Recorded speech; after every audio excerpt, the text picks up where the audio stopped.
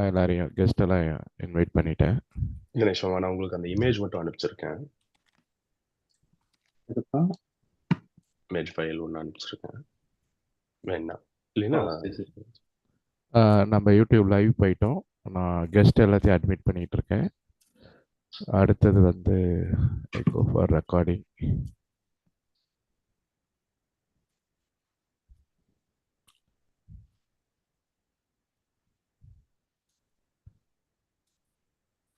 சிறப்பு தினேஷ், நம்ம ஸ்டார்ட் பண்ணலாங்க.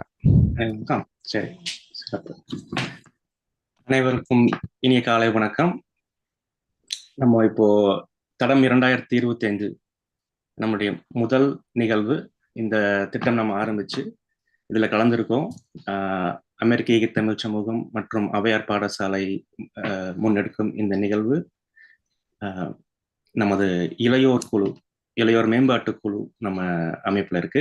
அவங்க இதை முன்னெடுத்திருக்காங்க. முழுக்க இளையோர்களால் ஒருங்கிணைக்கப்படும் இந்த நிகழ்வு மிகச்சிறப்பாக தொடங்கி இருக்கு. ஒரு அருமையான நிகழ்வு. இதுல எந்த ஒரு ஒரு அட்வைஸ் நம்ம ஆர்கனைசேஷன் வந்து கொடுக்கல. முழுக்க இளையோர்களாக இது நடத்தப்படுங்கிறது மிகப்பெரிய ஒரு பெருமையான விடயம் நமக்கு. இந்த காலேஜ் ரெடினஸ் ப்ரோக்ராம், கல்லூரி பயண தயாரிப்பு நிகழ்வுங்கிறது நிறைய இடத்துல நிறைய பேர் நடத்துறாங்க. ஆனாலும் தமிழ் சமூகத்திற்காக இதுவரைக்கும் நடத்தப்பட்டிருக்கா அப்படின்னு பார்த்தா பெரும்பாலும் இருப்பதாக தெரியல. அதுவே இது ஒரு மிகப்பெரிய ஒரு எங்களுக்கு பெருமை தரக்கூடிய ஒரு விடயமா நம்ம பார்க்குறோம். ஏன்னா நம்ம கம்யூனிட்டியில நம்ம இது அறம் சேவை மனப்பான்மை என்பது ரொம்ப பெரிய ஒரு விடயம். நமக்கு கடையெழு வெள்ளல்கள்னு நமக்கு பழைய ஏன்ஷியன்ட் டைம்ல இருந்து நமக்கு இந்த மற்றவர்களுக்காக சேவை செய்யறது வந்து ரொம்ப போற்றப்பட்ட அப்படிப்பட்ட ஒரு இந்த சமூகத்துல இந்த நிகழ்வு என்பது வந்து இது வெறும் ஒரு சாதாரண நிகழ்வா வந்து நம்ம பார்க்க முடியாது இல்லையா? இது ஒரு இட்ஸ் a மூமெண்ட். இப்போதான் ஆரம்பிச்சிருக்கோம். ஆனா இது பல ஆண்டுகள் இது தொடர்ந்து நடைபெற போகுது. நிறைய இளையோர்கள் இதுல பங்கேற்று நம்மளுடைய சமுதாயத்திற்கான அடுத்த தலைமுறைக்கு இந்த அறிவுகளை கடத்தி ஒரு சமூகமாக நம்ம முன்னேறுவதற்கு இது ஒரு மிகப்பெரிய வழிவகை செய்யும்னு நம்ம ரொம்ப ஸ்ட்ராங்கா நம்ம நம்புறோம். It's a moment, right? It's a mentorship program, just not one event, and it's going to empower our entire community in the US, maybe abroad. This could grow anywhere. No, we're not going to limit to just Tamil community probably in the coming future years. So இதுல ஒரு சின்ன ஒரு Thiruvalluvar code பண்ணணும்னு நினைக்கிறேன். என்ன சொல்லியிருக்காருன்னா, கற்றது கைமணி கெட்டாகும், அறவேனின் அற்றது ஒலிக்கும் அறம். என்ன சொல்றாங்க? நீங்க படிச்சது நீங்க கையில கட்டுற ஒரு பிரேஸ்லெட் மாதிரி, கோல்ட் பிரேஸ்லெட், டைமண்ட், வாட்டவர், உங்களை வந்து அது ஷைன் பண்ணும். ஆனா நீங்க படிச்சத சமூகத்துக்காக அதை நீங்க ஷேர் பண்ணிக்கும் போது, மற்றவங்களையும் உயர்த்தும் போதுதான் அதுதான் ஒரு ஆக்சுவல் இன்டெலிஜென்ஸ். அதுதான் நம்மளுடைய குழு இப்ப பண்ணியிருக்காங்க. அதுக்கு மிகப்பெரிய பாராட்டுகள் Guhan and rest of the team and also the panelist, right? எல்லாருமே இப்ப கல்லூரி படிச்சுட்டு இருக்காங்க. நிறைய அருமையான படிப்புகள், மிகச்சிறந்த கல்லூரிகள்ல பயணிச்சுட்டு இருக்காங்க. அவங்க வந்து அவங்க படிப்பை மட்டும் பார்த்துக்கிட்டு இருக்கணும்னு நினைக்கல. So they come back to the community and they want to share that. மற்ற மாணவர்கள், பெற்றோர்கள், மற்றவங்க இந்த கம்யூனிட்டி முழுக்க வந்து அந்த அறிவு, அவங்களுடைய எக்ஸ்பீரியன்சஸ் வந்து பகிர்ந்துக்கணும்னு நினைச்சு முன் வந்திருக்காங்கிறது இது ஒரு மிகப்பெரிய விடயம். அதுக்கு ரொம்ப ரொம்ப பாராட்டுக்கள். பேர் சொல்லணும்னா நம்ம பேனலிஸ்ட் கவின், நதீனா, குஹன், கிருத்திகா அண்ட் ஆதித்யா எல்லாருக்கும் ரொம்ப நன்றி. எல்லாரையும் இந்த நிகழ்வுகளை வரவேற்க ரொம்ப பெருமை அடைகிறோம். AmChaTs அண்ட் APS அண்ட்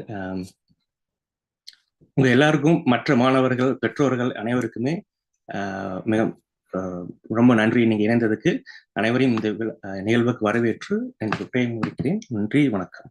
இந்த நிகழ்வு மற்றும் தொடர்ந்து நம்ம செய்யப்படுற அனைத்து நிகழ்வும் வெற்றிகரமாக இருக்கும் என்று மிகவும் நம்பிக்கையுடன் உங்கள் அனைவரையும் பாராட்டி வாழ்த்துக்களை தெரிவித்து விடைபெற்றேன். நன்றி.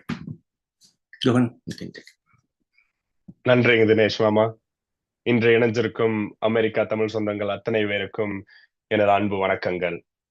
இந்த தடம் 2025 நிகழ்வு ஏன் ஆரம்பிச்சோம் அப்படிங்கறதுக்கான கேள்விகள் நிறைய இருந்தது.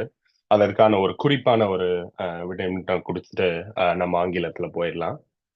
அதாவது நான் தமிழ் படிச்சு முடிச்சு இப்ப 5 வருஷம் ஆகுது. நான் படிச்சு முடிச்சதுக்கு அப்புறம் என்னுடைய பெற்றோர்கள் என்கிட்ட சொன்ன 2 விஷயம். இன்னும் தமிழுக்காக பணி இருக்கிற 2 பணிகள். ஒண்ணு தமிழ் மொழிக்கான பணி, இன்னொன்னு தமிழ் மக்களுக்கான பணி. என்னால முடிந்த அளவுல ஔவையார் பாடசாலை போன்ற தமிழ் பள்ளிகளில் தன்னார்வலராக இருந்து என்னுடைய நேரத்தை செலவிட்டு தமிழ் மொழியை வளர்க்கணும் அப்படிங்கறதுக்காக என்னுடைய நேரத்தை செலவிட்டேன். ஆனா தமிழ் மக்களுக்கான விஷயம் இன்னும் பண்ணல அப்படிங்கிறது 2 வருடமாக நான் யோசிச்சுட்டு இருந்தேன். அப்பதான் இந்த காலேஜ் ரெடினஸ் ப்ரோக்ராம் நிறைய பேர் சொன்னாங்க, நம்மளுடைய தமிழ் பெற்றோர்கள் இந்தியால இருந்து இங்க தமிழ்நாட்டுல இருந்து இங்க வராங்க, அவங்களுக்கு இந்த ப்ராசஸ் எப்படி நடக்குது அப்படின்னு தெரியல. தமிழ் குழந்தைங்க அவங்க அவங்க வந்து அவங்களுடைய ஸ்கூல் கவுன்சிலர் மற்ற குழந்தைங்களை நம்பிதான் இருக்காங்க அப்படின்னு நிறைய பேர் சொன்னாங்க. அப்படி இருக்கும்போது இப்போ இந்த ப்ராசஸ் சக்சஸ்ஃபுல்லா முடிச்ச நம்ம தமிழ் மக்கள் வந்து அடுத்து வரும் தமிழ் குழந்தைங்களுக்கு உதவி செய்யணும் அப்படிங்கிற ஒரு ஒரே நோக்கத்தோட தான் இந்த தடம் 2025 நிகழ்வு தொடங்கியது. அதற்கு உறுதுணையா இருந்த ஔவையார் பாடசாலை மற்றும் அமெரிக்க ஈகை தமிழ் சமூகம் குழுவினர் அத்தனை பேருக்கும் எனது நன்றிகள். இப்போ ஆங்கிலத்தில் போறதுக்கு முன்னாடி ஒரு சின்ன குறிப்பு. இந்த நிகழ்வு வந்து ஆங்கிலத்துல தான் நடக்க இருக்கிறது. நம்மளுடைய பேனலிஸ்ட் ஆகட்டும், தமிழ் குழந்தைங்க அத்தனை பேருக்கும் கொஞ்சம் புரியற மாதிரி ஆங்கிலத்துல இருக்கணும் அப்படின்னு சொல்லி அதுல எடுத்திருக்குங்க. ஆனா உங்களுக்கு எந்த மொழியில நீங்க கேள்வியை கேட்கணும், எந்த மொழியில உங்களுக்கு கேள்வியை கேட்கறதுல சௌரியம் அப்படின்னு பார்த்துட்டு நீங்க அந்த அந்த மொழியில நீங்க கேள்வி கேளுங்க. கண்டிப்பாக உங்களுக்கான அதற்கான பதிலை வந்து நாங்க எங்களால முடிஞ்ச அளவுல கொடுக்குறோம்.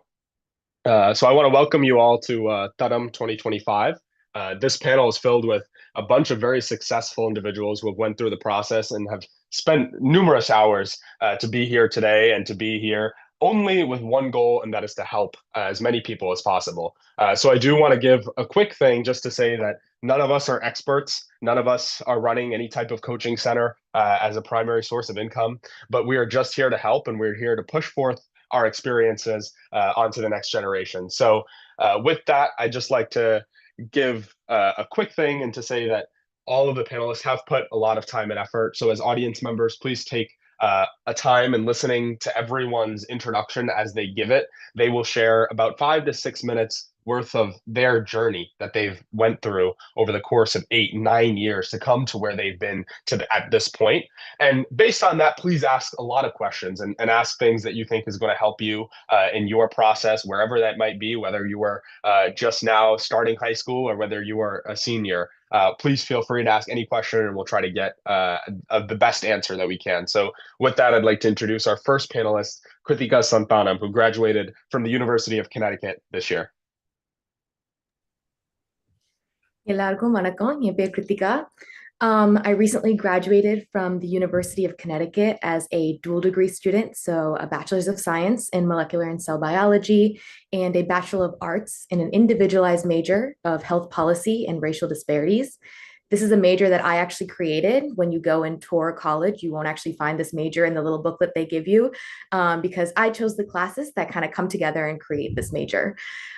So I graduated just this past May with both of those degrees. I was heavily involved at UConn, a lot of mentorship activities. So when Guhan came to me with this initiative, I really took it to heart. And I was like, this is something that we really need at this moment of time, sincerely. So I was a mentor for the Office of Undergraduate Research. So UConn is an R1 institution, which means that all of the professors are doing research. So the professors who are teaching the classes and all those things, they're doing research on the side, which means this gives students a lot of opportunities to get involved in firsthand cutting edge research where they can be creating those questions, creating those research designs and things like that. So I help students, first year students, second year students, and even third year students on how to get involved in that process and how to try something that they might not have the skills to do. saw a mentorship there. I'm a pre-medical student, so I wasn't pre-med when I first came to UConn. I was pro-science per se. A lot of people just love science classes, and that's the kind of person that I was. So I explored potentially switching from allied health sciences, which was my original degree. The degree ended up not graduating with. So it's totally okay to change your major if that's something that you find that you have a new passion for. What you write on your college application, like the very first time you apply, doesn't have to be what you end up graduating with. So I changed my major a couple times and I ended up figuring out what I wanted to do. But I really took the time to explore. So my journey, I always say to folks, is non-linear. Very much not what it was like when I first came to UConn. I wasn't an honors student. I wasn't involved in a lot of the things that I was involved in. But I graduated with honors. I'm a university honors laureate graduate.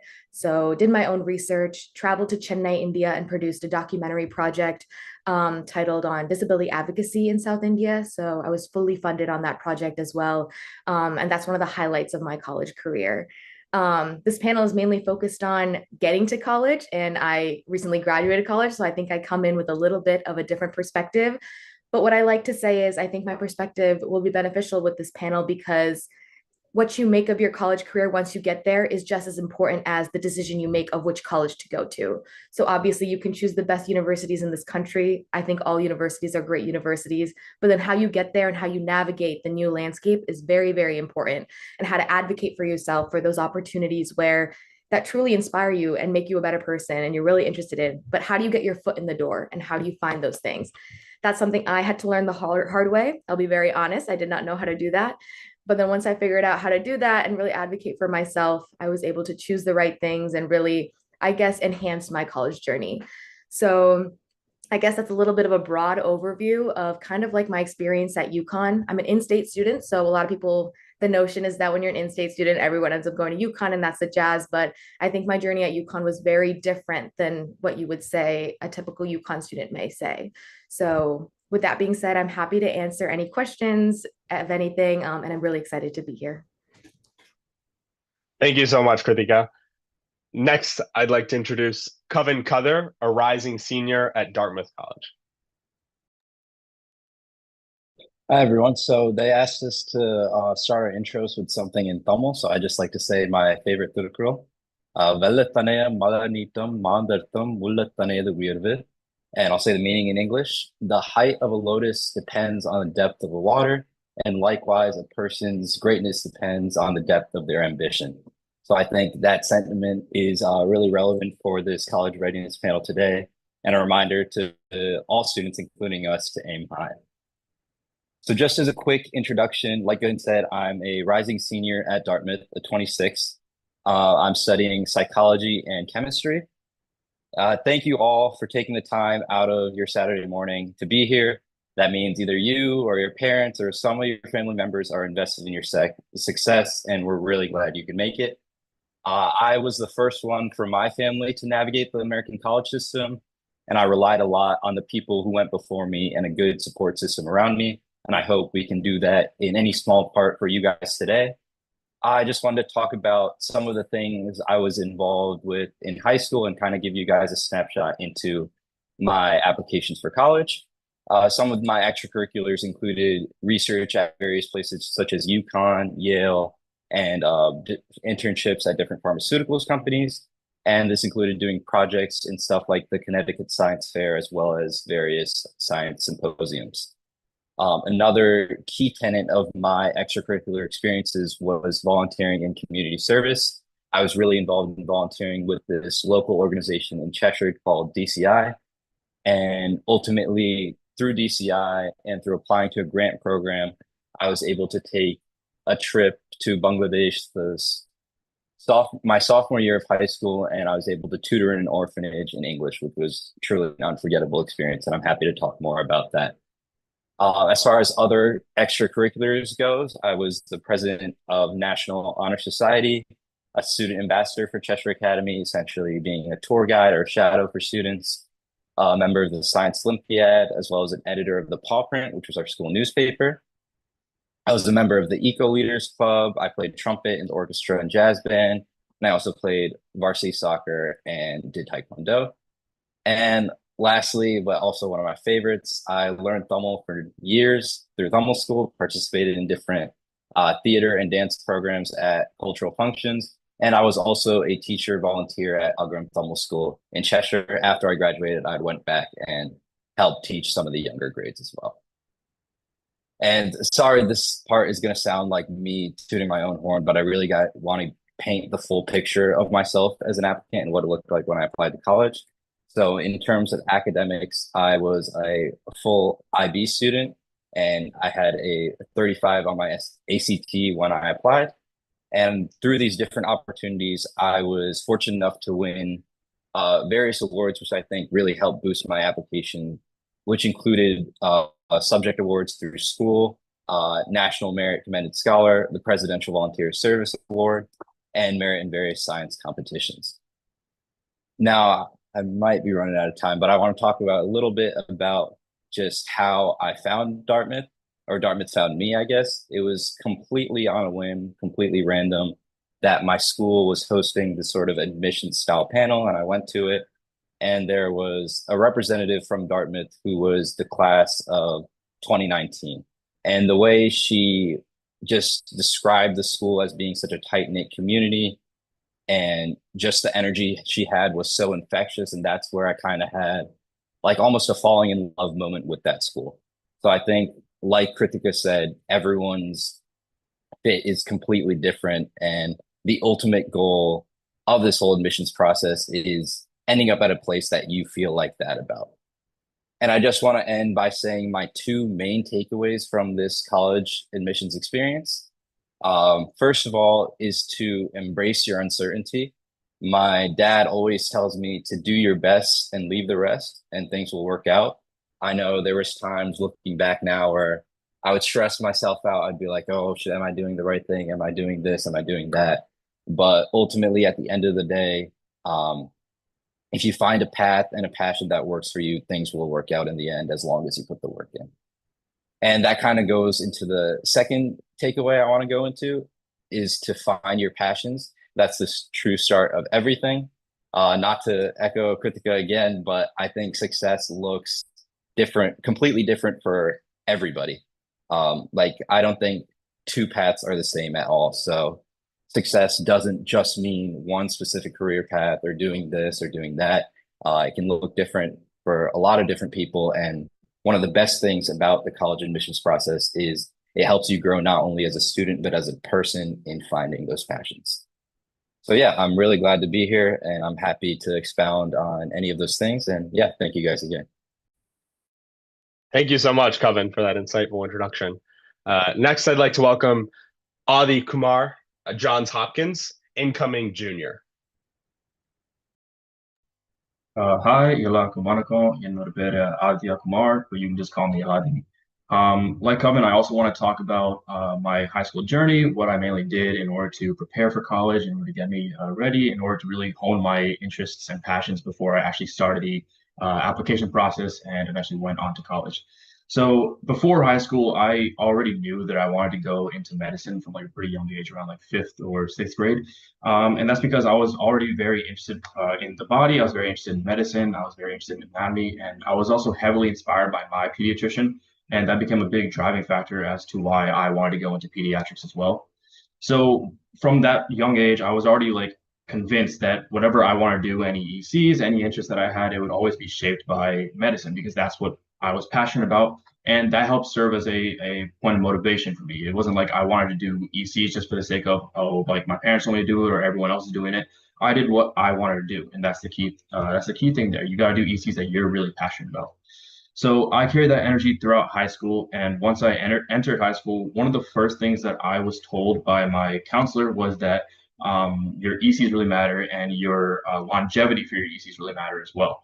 So not just like picking up as many extracurriculars as possible, but having like a select few and starting them in your freshman year and having them throughout the rest of your high school career. Now, I mean, for those of you who are already in high school or are concerned about like, oh, I haven't started my ECs in time, this isn't like, oh, it's completely over for you if you haven't started it in freshman year, right? You still have time. You're still able to show that like passion, that longevity.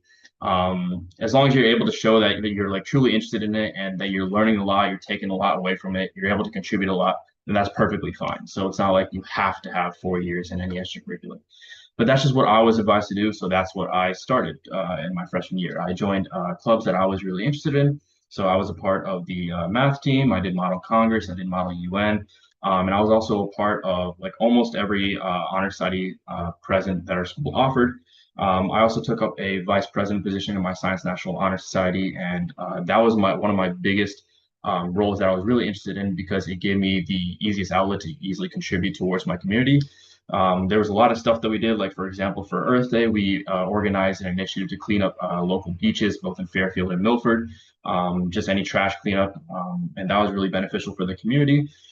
We also organized initiatives to build gardens for local elementary schools in a way to promote any sort of biological or better just plant knowledge and just provide a more clean aesthetic for the communities nearby as well as for the school. And we also enlisted the help of local students for those elementary schools. So we're just giving them some volunteer hours. We're giving them a chance to learn more about nature and overall contribute to their community. So that was one role that I was really passionate about. But beyond just ECs in school, I was also doing a lot of shadowing in my off time. I shadowed a lot at a physical therapist's rehabilitation center. And like I said, because I'm trying to go into medicine, this was a very invaluable experience for me because I was able to interact heavily with patients. I was able to see how physicians and therapists were able to act in professional work settings and really coordinate with and act with different patients of very different backgrounds. So for any of you guys who are trying to go into medicine, I would absolutely recommend trying to get some shadowing experience. Always reach out to your local clinics. Don't be afraid of that. They're not going to reject you. And even if they do, you have a ton more clinics available. So like, don't lose hope if like one or two reject you. But yeah, I would also absolutely recommend that. And I was also really involved in research. I knew that by my junior year that my ECs were looking a little bit average. So I knew I wanted to take it to the next level. And that's why I chose to explore research, specifically in a sector that I was passionate about, which is neuroscience.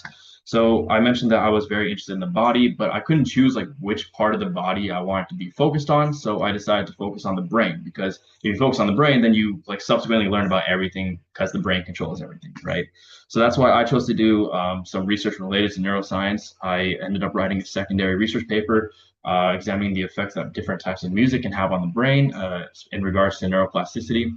And I'm still working on getting that published. I've just been lacking on my work on that end, but I recommend definitely doing some research during high school as well, especially because research seems to be becoming more and more of a soft requirement for a lot of STEM colleges. So if you guys can get your hands on that, I would recommend maybe reaching out to local colleges or any professors that you know, or anyone that's working in any research institutions. It's very easy to just send a cold email or maybe cold call them.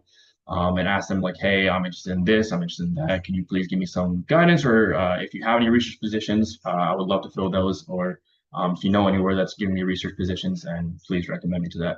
So the biggest thing that I would recommend is obviously just taking that first step, taking that initiative, actually reaching out to people, finding ways that you can actually contribute to your community. And most importantly, doing things that you're actually passionate about. Because when it comes time to apply for college and you start writing about those extracurriculars, college admission officers can really tell whether you're writing about something just for the sake of writing about something versus whether you're writing about something because you're actually like passionate or interested about it.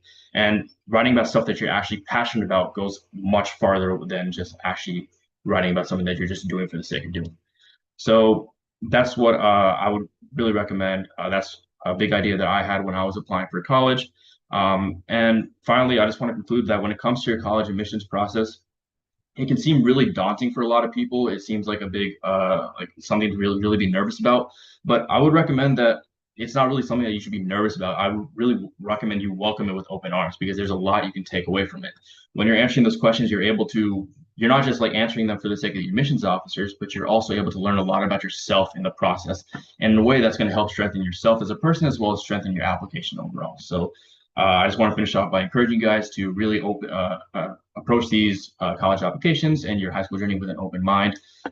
Don't be set or have a fixed mindset. Be open towards doing anything, and I'm sure that'll help carry you towards success and help you go a long way. yeah, I'm really excited to hear any questions that you guys have for us throughout this panel. Thank you so much, Avi. Next, I'll go ahead and introduce myself. Like I said, my name is Guhan from Farmington, Connecticut originally. Now I study at Indiana University's Kelley School of Business, and I'm an incoming sophomore. I think the main theme that's been progressing over these past three introductions is the word passion, and the fact that all three of these individuals were highly successful because they chased their passions. And I had a passion when I was much younger, more towards like the first grade, second grade, and I really wanted to be a lawyer, and I really wanted to be an attorney for many reasons, but the main one being the argumentative nature of the career path. And as I went forward in my academic career, I went through a lot of different things. I tried to get to as many extracurriculars as I possibly could by my middle school stages. And as I entered high school, I was a pretty solid student, but I focused mainly on a lot of extracurricular opportunities. When I was in ninth grade, I was the National Junior Honor Society president at the time. I was a chief editor of the school paper, and I did a lot of other things, like founding some organizations. But a big shock for me came when in the middle of sophomore year, I actually transferred and had to go to a different high school, now being Farmington High School. When I changed high schools, I think it was very difficult for me because I was very well established in a place. My previous school had been grades 6 through 12, which allowed me to kind of take 3 years of my life and push it towards high school. All those people, all the friends that I'd made kind of stayed with me for a while. And I had that sense of comfortability. But when I switched schools, it put me in a shock, and I was in now a space with my previous school had a graduating class of about 100, and Farmington High School's was much larger at about 330. And it was completely new to me, and I felt like I was losing myself well through my sophomore year. And as I got to the end of my sophomore year, I knew I had to make an intricate decision on what I really wanted to do going forward. And it wasn't based off of a small summer school play that we'd done when I was much younger, where I acted as an attorney, but more based off of my true passions. And that's when I came toward my want for an analytical and mathematical background, which led me to the career path of finance and larger business. I joined a lot of business clubs. I tried to make myself known. I talked to as many people as I could when I was in high school. And in my senior year, I played sports, and I was the executive student council secretary, amongst other National Honor Societies. And I had done a bunch of internships.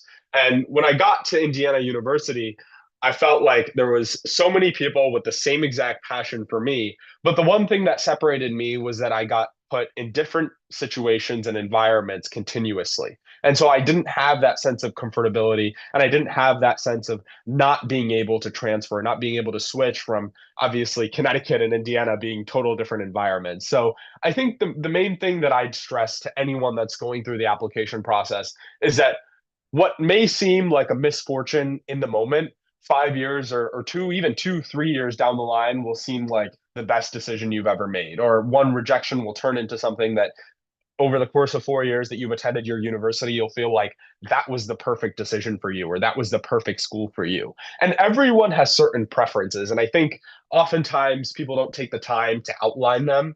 I would suggest you do take a few minutes to think about, or a few weeks even, to think about what type of school you want to go to.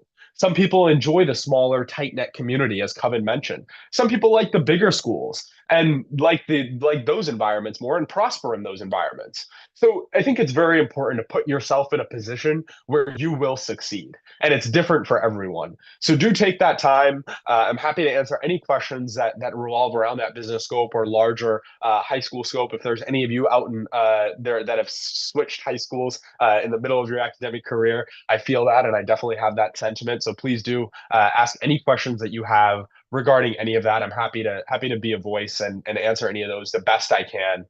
So really looking forward to this. I put this together. I've been wanting to do this for a few years, obviously, and I got obviously 5 phenomenal people to get on this panel with very good experience to be here for all of you and do this over an extended period of time, over 2 hours. And there will be monthly meetings that focus on different type of career paths and stuff coming forward.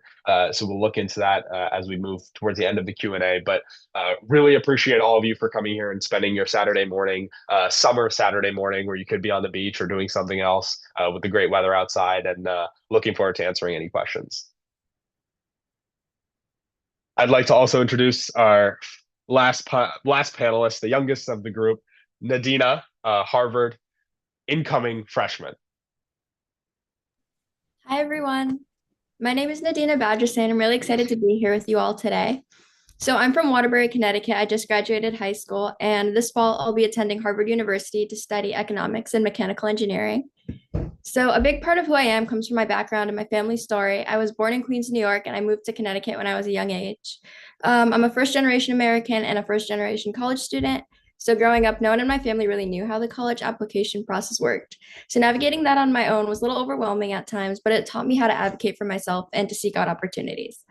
Leadership and community service have been huge parts of my journey. I was a member of the Global Leadership Institute Cohort 9. So I worked with students from the Taft School to tackle global issues from a local perspective. So through that, I co-founded the Sustainable Style Project. So I currently build databases for thrift stores, and I work with the nonprofit Helpsy to bring clothing donation bins, and I educate students about climate change through this program as well. I've been a volunteer with Southbury Ambulance Association for 3 years now. So I manage their website and I write monthly articles for the Southbury newspaper. But I also created a new EMT training outline. So that makes the EMT training process easier for younger students. I serve as a student coordinator of the Upstarters program of United Way of Greater Waterbury. So I visit schools, I hold leadership workshops, and I kind of plan community service projects with various students.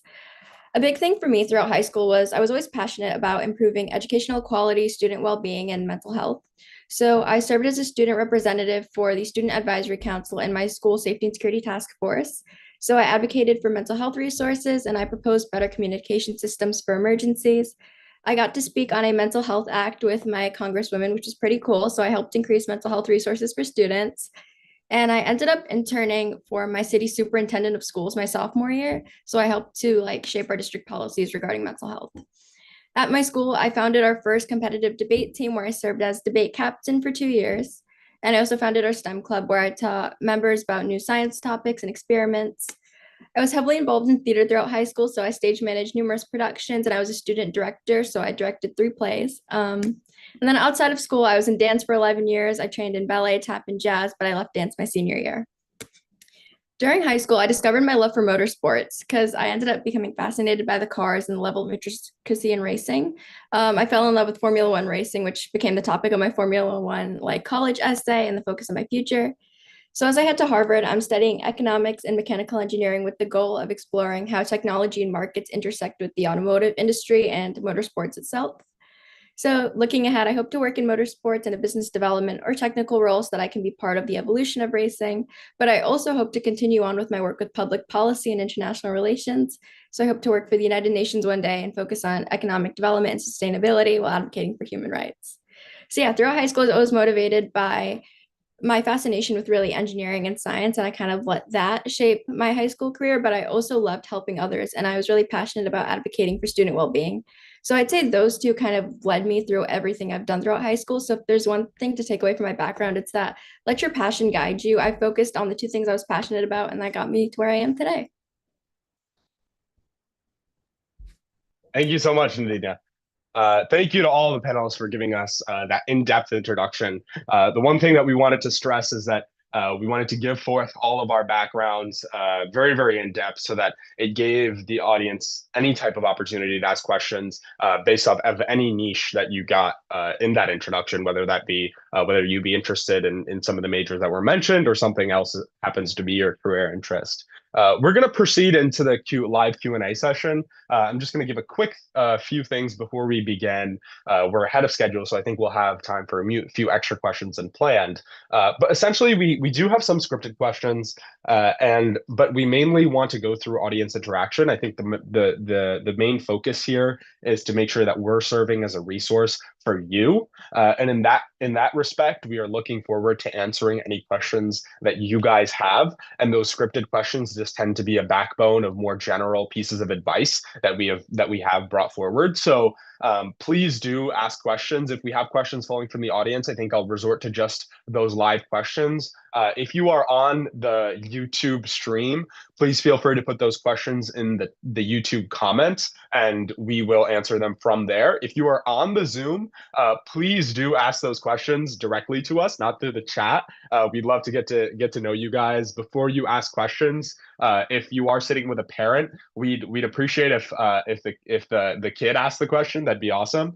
And any question, please start with your name, where you're from, what level of study. So, if you're in high school senior would be the way, or whatever grade that you're in, or if you're in university, what university you attend, and then go forth with the question. We'll direct it toward what panelist we think would be best for that question, and then it'll be open for the other panelists to add on to that answer if they have any extra insights. So that's kind of how the live Q&A is going to operate. You'll be allowed to obviously unmute your mic now and ask that question. We do ask that if you are not asking a question, you stay muted, just so that we don't have any interference in the audio quality for others that are listening. So with that, I'll open it up to any questions. Please do raise your hand if you have a question, and then we'll call on you from there.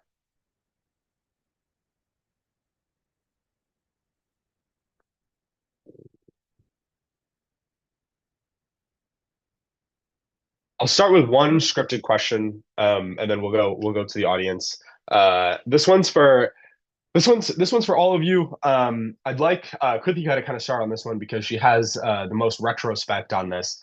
But looking back, what's one part of the college admissions process you wish you'd started earlier or done differently?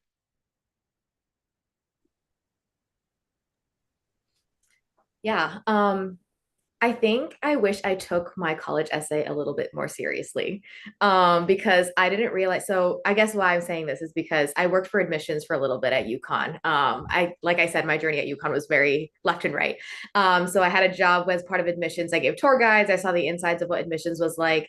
And to be realistic, all the schools that you're probably applying to, they get over thousands and thousands of applications. So the best way that a school gets to know you is the essay. And obviously that essay is really short and you really have to describe who you are, make yourself kind of stand out all throughout the use of words.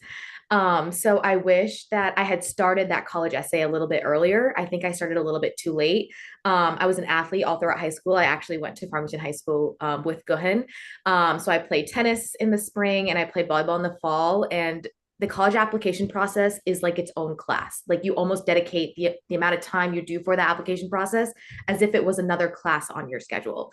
So the fall semester was a lot. It was me playing volleyball, having late games, trying to finish my homework, doing my classes, and then on top of it, submitting applications to the early action deadlines, the normal deadlines, just to make sure you get chosen for potentially being seen for merit aid. So you want to make sure you're hitting that deadlines on time. So I think that I was stuck on my college essay for so long because I kind of started a little bit later. I wish I had started it like beginning, like in the middle of junior year, like kind of like towards the beginning of junior year, just because there's like so much to think about and the amount of edits and revisions you make. Your first draft is not your final draft. I think anyone on this panel will say the first draft didn't end up being what they submitted to the schools. You want to get the feedback from the right people and all that jazz. So I think if I could go back, I wish I started that earlier. And now knowing where I'm at, the importance of writing and developing those creative writing skills, because it just keeps coming back.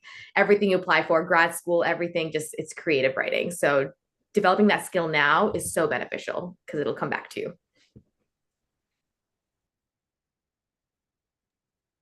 Anyone else that wants to add on to that?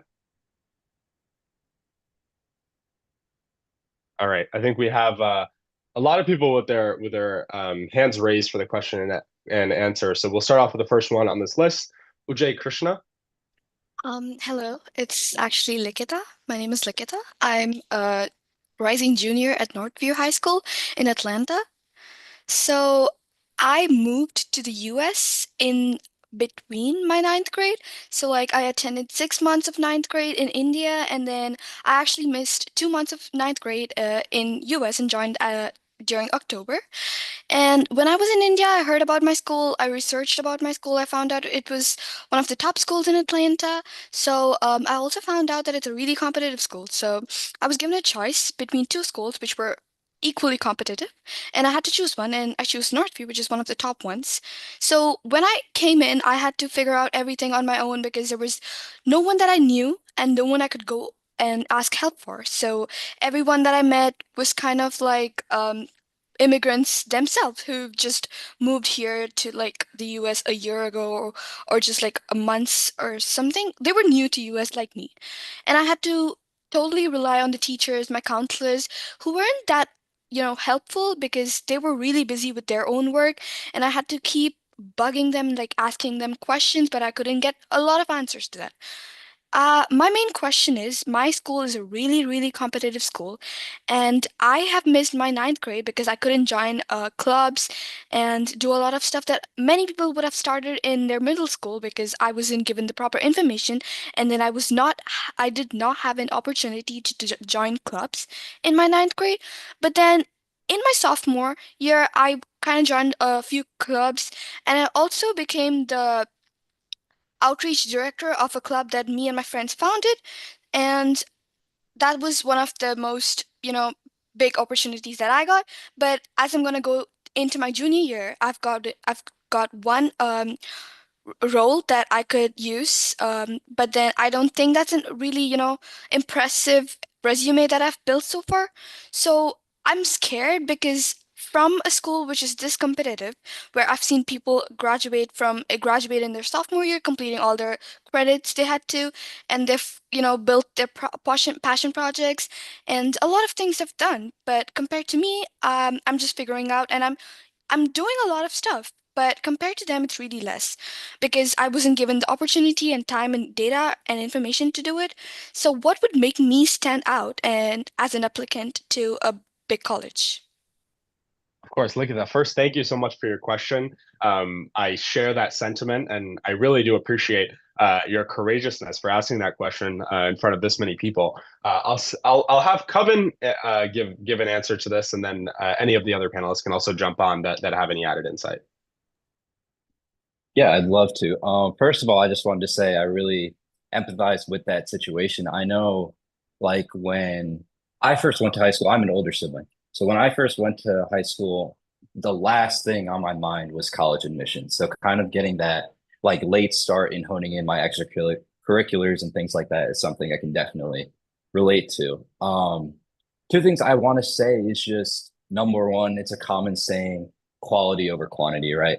It feels like everyone, the whole concept of like a well-rounded student that used to exist is, oh, you have to do everything in every single field to stand out. But the truth is, in the college admissions process, it really doesn't work like that. They want to see, yes, they want to see you have some sort of leadership skills, some sort of passion, but they really want to see you drive your own journey in something you're passionate about. And that can be absolutely anything. And the second thing I want to say is that comparison can be a super slippery slope. I try even struggle with that sometimes today. I try not to let the way other people are doing things affect how I'm doing them. It's like it's all, I guess, a me versus me. That's another saying. I think genuinely there's plenty of time, so that shouldn't be a worry. But focusing in on what you truly feel passionate about and doing things like clubs, or if you feel limited at school, doing things in your town. There's always something, I guarantee you, if you keep knocking on every door for that passion, there's always something you can find and build from the ground up. But yeah, I hope that helps. Yeah. Yeah. Guhan, before going to the next question, I ask participants to switch on their camera and ask the question. I am pasting the list of question orders in the chat. I want to call the second person in the list. This would be Pravina. Okay, you can take it from that list. Okay, I am putting in the chat. Thank you. Just before that question, just to add a little bit onto what Coven said, I think the one thing that my counselor told me that was very important was he said a college admissions advisor will always advise a college to admit a student that has 2 things on their resume that they've done for 4 years rather than 10 things that they've picked up for 1 year. And that I think suits very well in this scenario, and saying that you might have one or two things that you're doing, but if you do it over that extended period of 3 times and you achieve different things with that position, and now you said you were the outreach director, and if you take that organization or that club in a different direction and you bring a different scope to it through your own initiative, that shows much more than being a member or a select participant at 10 different clubs. And so I think it's really about using that opportunity. The other thing that I'll say is that when you go to a new school or any new type of environment, it's very difficult to get into the existing structures that the existing social structures that are built. And I think I had a lot of sentiment with that, especially when I transferred. And the main thing is to ensure that you continue to push. And you continue to meet different people. There will always be people that want to meet new people and that want to make new friends. And that might be that just to make friends in the moment. But at the end of the day, you'll see them as peers and as people that are accomplishing on the side of you, and you'll have them as a support system. And creating that support system often is the most important part of getting over that hump, especially when you get into a new environment. So again, thank you so much for that question. And thank you, Coven, for that eloquent answer. We'll move on to the next person on the list, which I believe is Praveen. And just to repeat, please do, when you ask the question, at least, if you can, turn on your video so we can see you, and do ask the question with proper introduction, and maybe even add a career or major interest as well. Hey, good morning, everyone. First of all, I'm sorry, my camera is not working for some reason, so I couldn't switch on mine.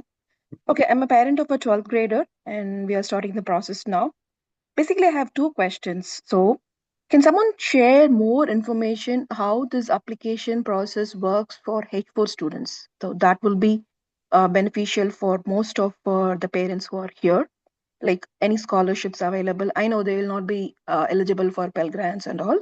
Will they be any eligibility for in-state fees, or will they be considered as international students, or any private loans available? How did you guys manage, or how did your parents took this process? The second will be the number of APs and scores in APs. Do they affect the college admissions? Like a 3 or 4, does it affect, or how it is being considered, and how do the college admission officers look at that? Thank you. Thank you so much for those questions. I think we'll start with the second one. Does anyone want to speak on those AP scores? Yeah, Kritika. Yeah, so I can talk a little bit about the AP scores part of it, because what I didn't know actually was the AP scores are actually part of what happens when you actually enter the university, right? So if you are taking all these classes and you get a 3 or a 4 on an exam. So what we say is getting a 4 or a 5 on any exam will let you get exempt from that class versus getting a 3 on AP Calc BC, I think. I think that's the harder level of Calc. You can get out of getting like Calc 1 and Calc 2. At least that's what it was like at my university. So you are choosing to send those scores to universities, right? But that's not part of the, if I'm not mistaken, the actual academic portion of like what they're seeing. Mainly they're seeing your SAT score, if they're not test optional, and they're mainly seeing your GPA. And then they're gonna reconsider that GPA on a scale of what they do, because every school does GPA differently. So whether you have like a 4.0 out of 4.0 at your high school, another school might be doing it out of 100, like our school did it out of 100. So those are the main things that they're going to be comparing. The AP scores, what it'll help you with is you'll actually save money once you get to college, because then you can take classes that you're actually interested in by skipping these classes and things like that. For folks who are thinking about being pre-med though, I will say one thing that I didn't know was that you are quite recommended to take these classes again, starting from bio, chem, and all these things from scratch, to show medical schools and things like that, that you've done all the coursework from the start. So what I did was, even though I got a bio score and a chem score, I took general chemistry and I took general bio again to have grades on my transcript, because AP scores don't come with grades. It's just a T that will come on your transcript. So they won't actually see how well you do in the class. So I ended up not transferring those and taking those classes again, so they can see the actual grade that I earned for the class. I hope that helps a little bit. And if anyone else had a different experience with that, please share. Perfect. Just to speak on the first question on the H-4 application process, I know that depending on the state that you are in, most states within the United States of America do consider applicants to be domestic. However, there are some states that will not give you the in-state tuition or consider you as an in-state applicant, in which you will be considered an international applicant. So do check with your state's provisions and ensure that you know going into that process. As far as scholarship goes, there are a lot of scholarships, as you mentioned, the Pell Grants and things of that manner. There are private loans available. For example, banks like Sallie Mae and other services do offer private loans if needed. But more importantly, once you do gain admission into the university, there are a lot of scholarships that are available based off of your background. So for example, if there was an alumni that also shared your background of being an H-4 student and they produce, let's say, $10,000 a year that they're giving to the university, they'll give it in as a scholarship for students that are similar to them. And that will be available to students that have similar backgrounds, which then goes into whatever rigorous application process exists in the university. So that's how the process works in terms of applying as an H-4 individual. But I do believe, based on the state you're in, you will be considered a domestic applicant. And in terms of those scholarships, do look for those scholarships once you've already gained admission into the university. And if there's anything else, Kritika, you want to add on the scholarship front, please feel free. Yeah, the only thing I will say is there usually are a lot of scholarships that you don't know about while you're applying to college, to be quite honest. A lot of times when you get to university, there are things that they will tell you are available to you as you enter your freshman year or you enter your sophomore year. And there's always outside scholarships as well. So don't feel limited to only the scholarships you think that the university is providing you. There are a lot of times folks who are retiring and they have money that they want to give back and they have scholarships and things like that. So when you get closer to that point, which will be kind of like once you decide college as well, regardless of where you go, I would say to be really open and start applying for those things as well, because that's just almost free money is what I was told by a mentor. It's free money that they want to get rid of anyways. So you might as well take the time to write a quick application, a little essay. You already wrote a big one for your college application process. Kind of fine tune it a little bit for the prompt, and you could be getting free money towards your education, which is always amazing. Thank you. Hopefully that answered the question. Next, we'll move on to the next question. Vidya Sundari. Hello. My name is Harish Karthikan. I'm from Ridgefield, Connecticut. And my question is, how do sports and music programs help with a college application in the future? Thank you so much. We have a lot of people that played a lot of sports and did a lot of things in music as well. So I'll turn it over to Coven if you want to take that, and then we'll move from there.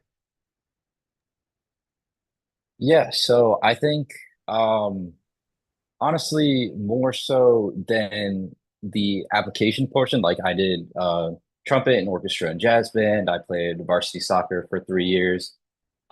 If you're on the extreme of any of those things, there's a ton of different opportunities, like, for example, playing like D3, D1 in college, or like playing an instrument in college. That, from my experience, that was not the case for me. But what sports and music really aided me in was actually some of, I guess, the soft skills, which are just as are important, the type of stuff you don't specifically include on your resume. For example, playing sports really breeds a sense of teamwork and of discipline that I try to carry to every sphere of my life. Playing trumpet really breeds that thing of like, oh, you have to practice this every day. If I miss practice for like a couple days, my band teacher would tell right away that I'm not good at it. So at least for me, even though like soccer and trumpet weren't the spikes or highlights of my application, they really helped me build the soft skills that are still benefiting me today.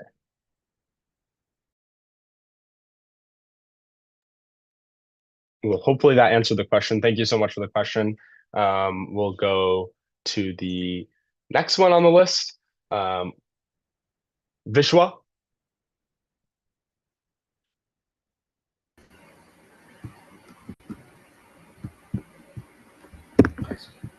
Hi, my name is Vishwa, and I came here 3 years ago at the end of 7th grade.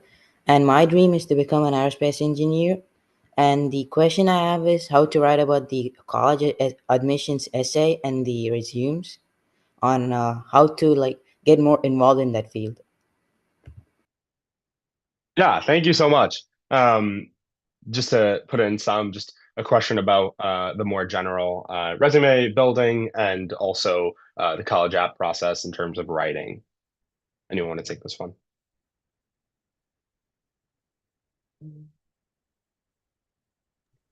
Yeah, I can start off. So I think a popular misconception when it comes to your personal statement is it has to be something about like something really grand to happen in your life or maybe a traumatic event.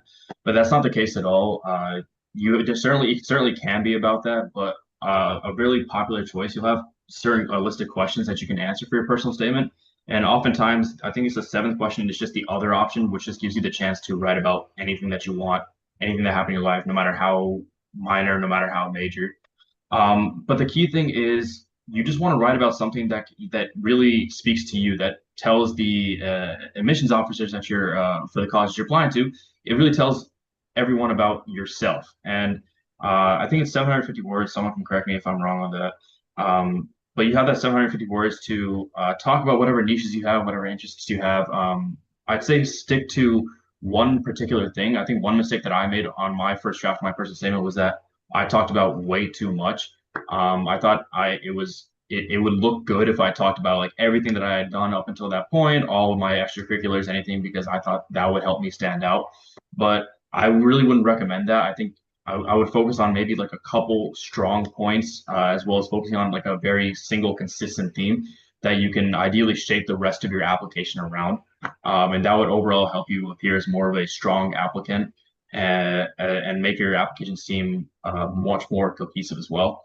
And I also want to just follow up on what I said about how it can really be about anything. Like it doesn't have to be like you curing cancer or anything like that. I have like a friend, for example, at Hopkins who is really passionate about bugs. So he wrote his personal statement entirely about like insects and like the bugs and stuff. And it doesn't even correlate at all to like what he wants to do in the future. But the fact that he's just so like interested in it, it speaks to him as a character. You can really tell that with the way that he's writing his statement, how passionate he is about it. And because of that, that really translates well in towards college and whoever's reading your paper. So that's the big things that I want to recommend. So just focus on a consistent theme that you can hopefully shape your entire application around. Focus on a couple key points that really speak to you. Definitely try to tell a story instead of just like listing it out like an actual essay. Just remember it's an actual story about an event in your life. And yeah, it can really be about anything. So it's up to you. So you don't have to be like confined towards a specific idea or topic. Feel free to write about whatever you want as long as it speaks to you and your interests. Thank you. Kevin, do you want to add on? Yeah, so just to echo that, I completely agree with everything Adi said. I think the most important thing about your essay is that it should be uniquely you. Like it's really tempting to pick a topic that may seem a little cliche at times, or like a lot of people have been through, for example, like an athlete with a sports injury, or like someone being inspired by like a parent or something, which are great topics, don't get me wrong, but the purpose of the essay is for the college to get to know you in a way that they don't with their structured essays or their structured applications. It's really a chance for you to tell your own unique story. So, and there's also a way for you to like wrap around your own personal journey and story into that. I'll just give an example of what I did. I talked about my trip to Bangladesh tutoring and how that really changed me from being on the shyer side to really having to transform out of my shell. Because when I was at that orphanage, the kids would pepper me with questions and I had to talk a lot. So getting used to that will help me with something like becoming more sociable in school, making more connections, and like even canvassing for myself to get elected as the president of National Honor Society. So there's a way to like talk about experiences that breed certain skills and then wrap that into your extracurriculars and application as a whole.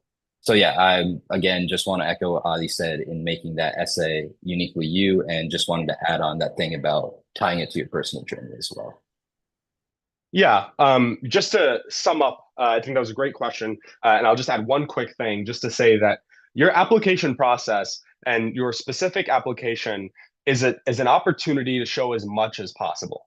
And so when you're writing this essay, you also want to preface with saying that you have your other activities listed in other sections of your application. So take this essay as an opportunity to possibly share something new that maybe doesn't exist in other parts of your application.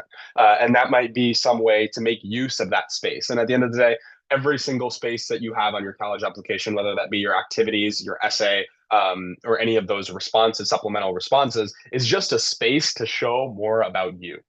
And so you want to take that opportunity fully, totally echo everything that Adi and Coven said. On the resume front, I think that as you go up the ranks, you'll see different templates of resumes and things like that.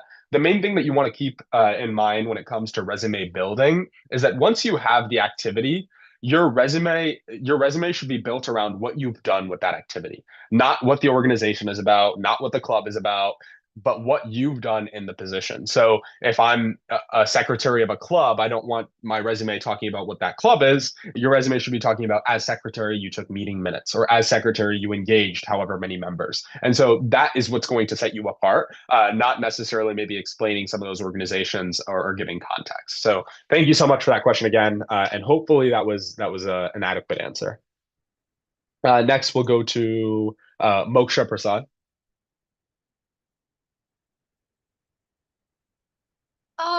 Hi, my name is Moksha, and I'm an upcoming freshman, and I'm from New York. My school is a decently sized school, but the opportunities are rather limited. So I was wondering what I could do to make my extracurriculars look stronger, especially since I'm wanting to go into the psychology or mental health field. Yeah. Yeah. Go ahead, please. Sorry. Okay. Nadina, do you want to take that? Yeah, I got this one. So I kind of went through a similar experience in high school where I felt like my high school was smaller, but we also didn't have a lot of clubs compared to the other schools in our area. So I've always had the mindset of create your own opportunities to make extracurriculars stronger. Whereas I really love debate. Our school didn't have a strong debate team. So I started our debate team and I worked with teachers there to get that going. So I think a big thing to make your extracurricular stand out is you can create your own clubs, but also the clubs that you join, just try to make a big impact in them. So instead of just being a passive member, try to get a leadership position in them, maybe go for president, vice pres, secretary, something of the sort. But yeah, I feel like that was a big thing for me as well. So I just think creating your own opportunities, reaching out to teachers to find an advisor to start a club is always helpful. Cool. Hopefully, does anyone want to add to that?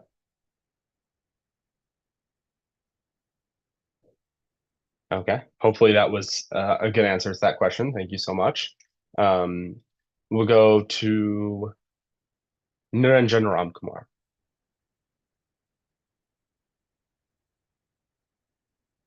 Morning. Hey, I'm Niranjan. I'm Niranjan Ramkumar. I'm an upcoming senior at Hershey High School in Pennsylvania. And before I start with my question, I would like to thank you guys for the opportunity to speak here today and gain this knowledge at such a convenient method. So before I start, I would like to provide some background information about myself. So Hershey High School in Pennsylvania, I'm upcoming senior, and I'm the president of Chess Club, Model UN, and I'm president of Math Circle, club that tutors elementary schoolers. So along with these extracurriculars, I've done some research and I've published an article regarding e-commerce and the utilization of AI with sentiment analysis, deep learning, reinforcement learning. But along with these extracurriculars and academics, I want to look into networking as I'm looking to be a business major in college. So what are some opportunities in college itself that provide such networking opportunities in which I can maybe reach out to bigger businesses or look for job opportunities as I am continuing college?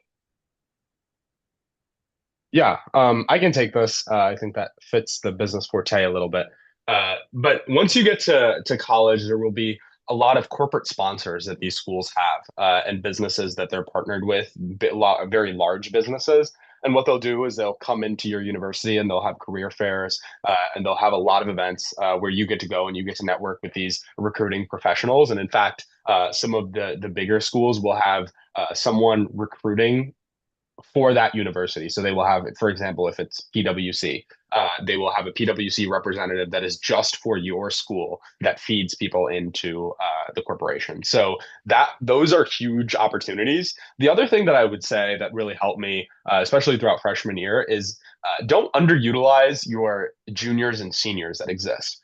It's not just the people that are currently at the companies that you should network with. You should talk to these juniors and seniors that already may have internships at these different companies in the different sectors of business that you're looking at. And maybe if you look at that, LinkedIn's a very powerful tool to kind of search for people that have went to your university.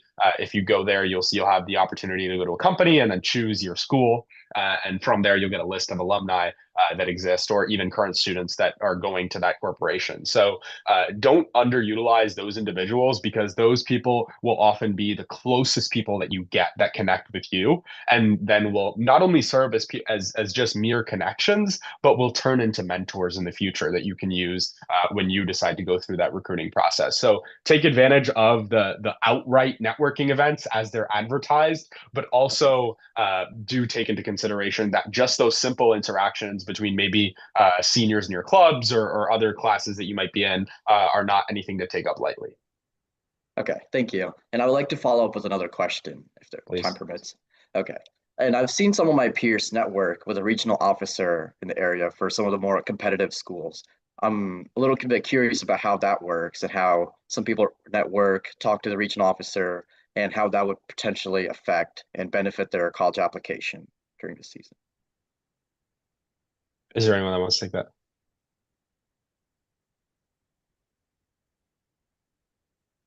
Okay, I can give just a brief overview on that.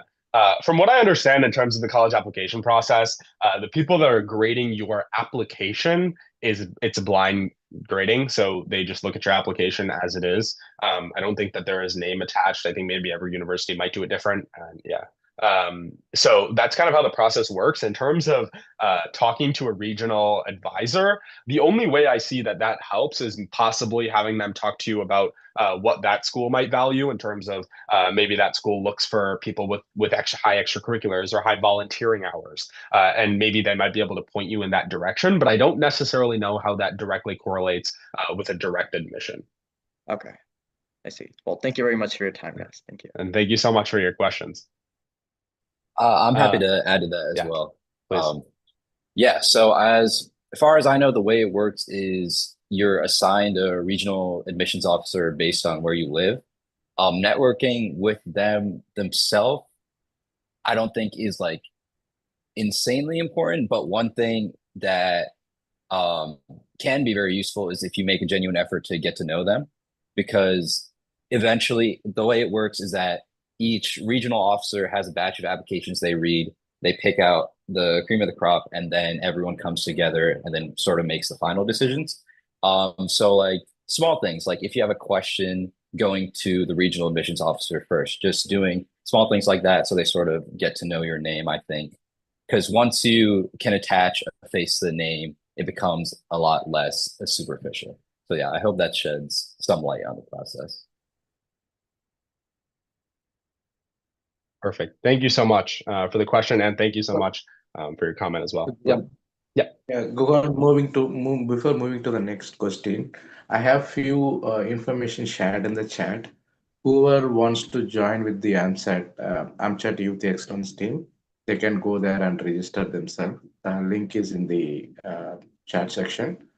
And also, if you want to receive the further invitations for your friends and family members, do share the link which is put it in the chat. That way they can get the invitation from the future IU programs. So no more further delay. Guhan, you can go with your next person in the queue. No, thank you so much. And yeah, the AmChats youth team is committed to doing things for the youth community, the Tamil youth community, and helping as many people as possible. So if you do have some time and would like to help us in this effort, please do visit that link whenever you get your convenience. We'll go to the next question here with Deepa.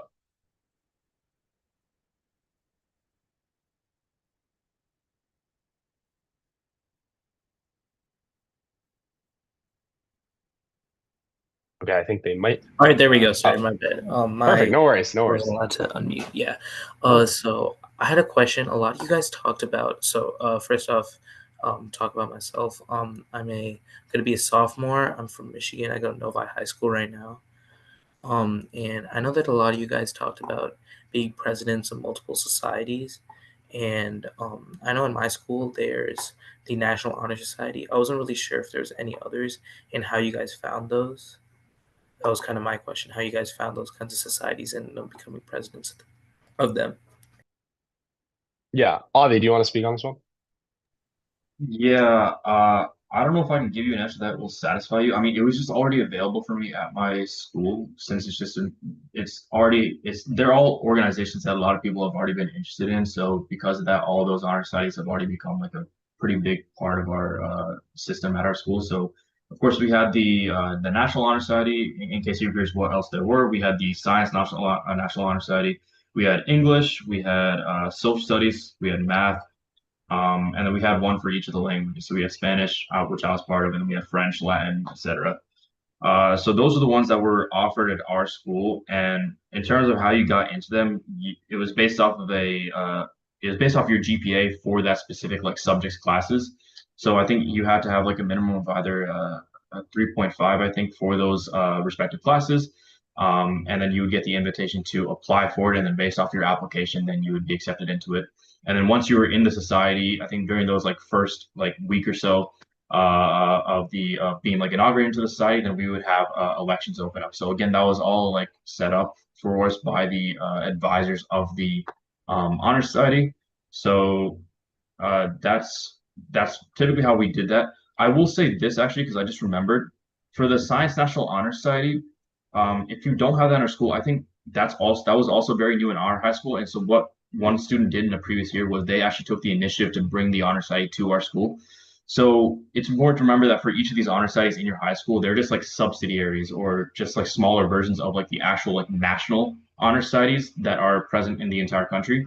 And these are just like smaller like high school like divisions for that. So all these smaller high school honor societies will report to the big honor society eventually. So if you're interested in starting your own honor society, then I would recommend maybe reaching out to the main one first, seeing how you could bring that in, and then another important thing is obviously finding like teacher advisors for the honor society as well, because that's what all of our honor societies had. They had distinct teacher advisors that would help serve as like the head of that organization or like coordinate everything, collect dues, send that over to the main honor society. So if you are interested in that, then that's absolutely an initiative that you can take as well on your own. Cool. Hopefully that answered that question for you. And obviously taking that initiative and starting that type of a chapter speaks very highly as well, rather than just joining one that already exists. And the next question we have is from Harini Balaji, and she said she can't unmute her mic. So no worries. Please, if you can't, no worries. Just put your question in the chat and we'll come to it as the next question. In the meantime, we'll have Suyash ask their question.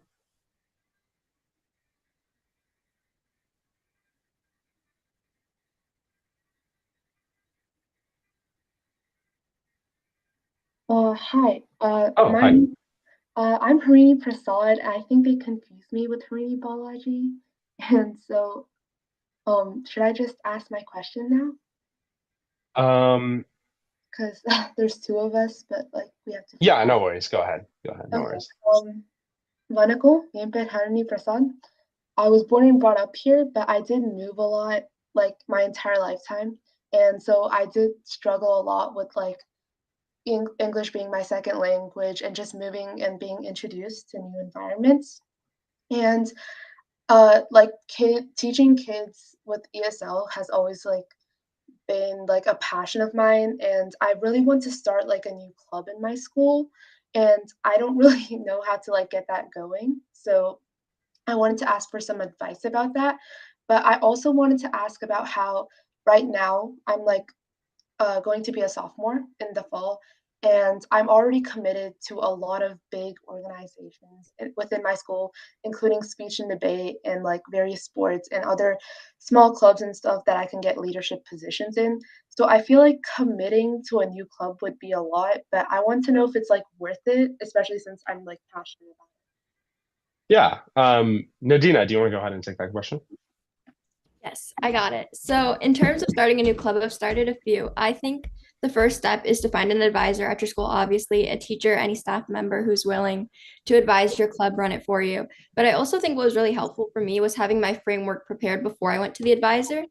So I would sit down with my co-presidents and we would basically make a document writing down everything about the club, like our goal for the club, what our meetings would look like, what days we would want to meet. So basically everything is laid out. So when you can go to an advisor to pitch your idea for your club, they can see everything and it's really easy for them. So I'd say that's my biggest piece of advice. Other than that, outreach, make flyers. If you're allowed to have social medias at your school, make a social media page for it. Try to get as many students in as you can. But yeah, I think just for the beginning, have a framework ready. Got it. Thank you so much. Cool. Hopefully that answered the question. Thank you so much for that question. Sorry for the confusion as well. Harini Balaji, now please, hopefully you can unmute your mic now. Sorry about that. No, you're good. Okay. Hopefully you guys can hear me. Yeah. Sweet. Okay. My name's Harini Balaji. I'm from Cedar Rapids, Iowa, and I am a rising junior at Linn-Mar High School. I would say I'm a pretty well-rounded student at my school. For example, I'm the vice president of Monty Wen, vice president of HOSA, which is a medical club. I'm in varsity color guard, and I recently got an application for National Honor Society. Apart from school activities, I am a tutor at Qumran. I volunteer at the local hospital. I have over 200 plus hours. I am a future city mentor, which is like a STEM organization teaching younger kids, and I volunteer at Thamo Functions. I have an interest in medicine, specifically pediatrics. What my question is what counts as meaningful volunteering hours, and where else should I shift my focus to in order to get better experience that helps my career interest? Yeah, thank you so much for the introduction and the question. Do you have anyone who wants to take it? But just go ahead and unmute your mic.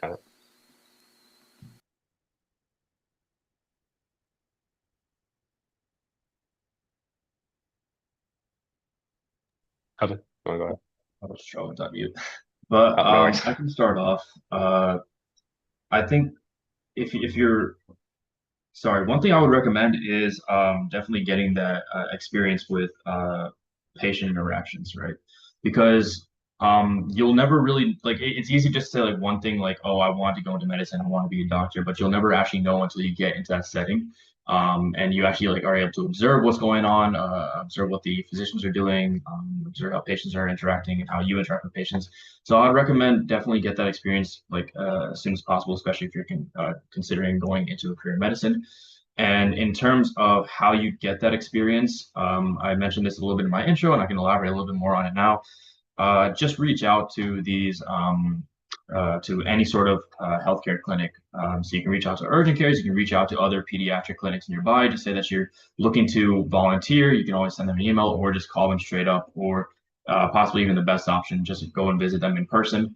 And say, hey, I'm a high school student. I'm interested in medicine. I'm just interested in maybe doing some shadowing or volunteering, trying to get a good feel of what a medical clinic might look like, or an average day might look like, and how you typically interact with patients. I'd say that's overall a very invaluable experience that you can have. And it'll help you learn a lot about how to interact with patients, as well as what you want to do in terms of your interests and your future career.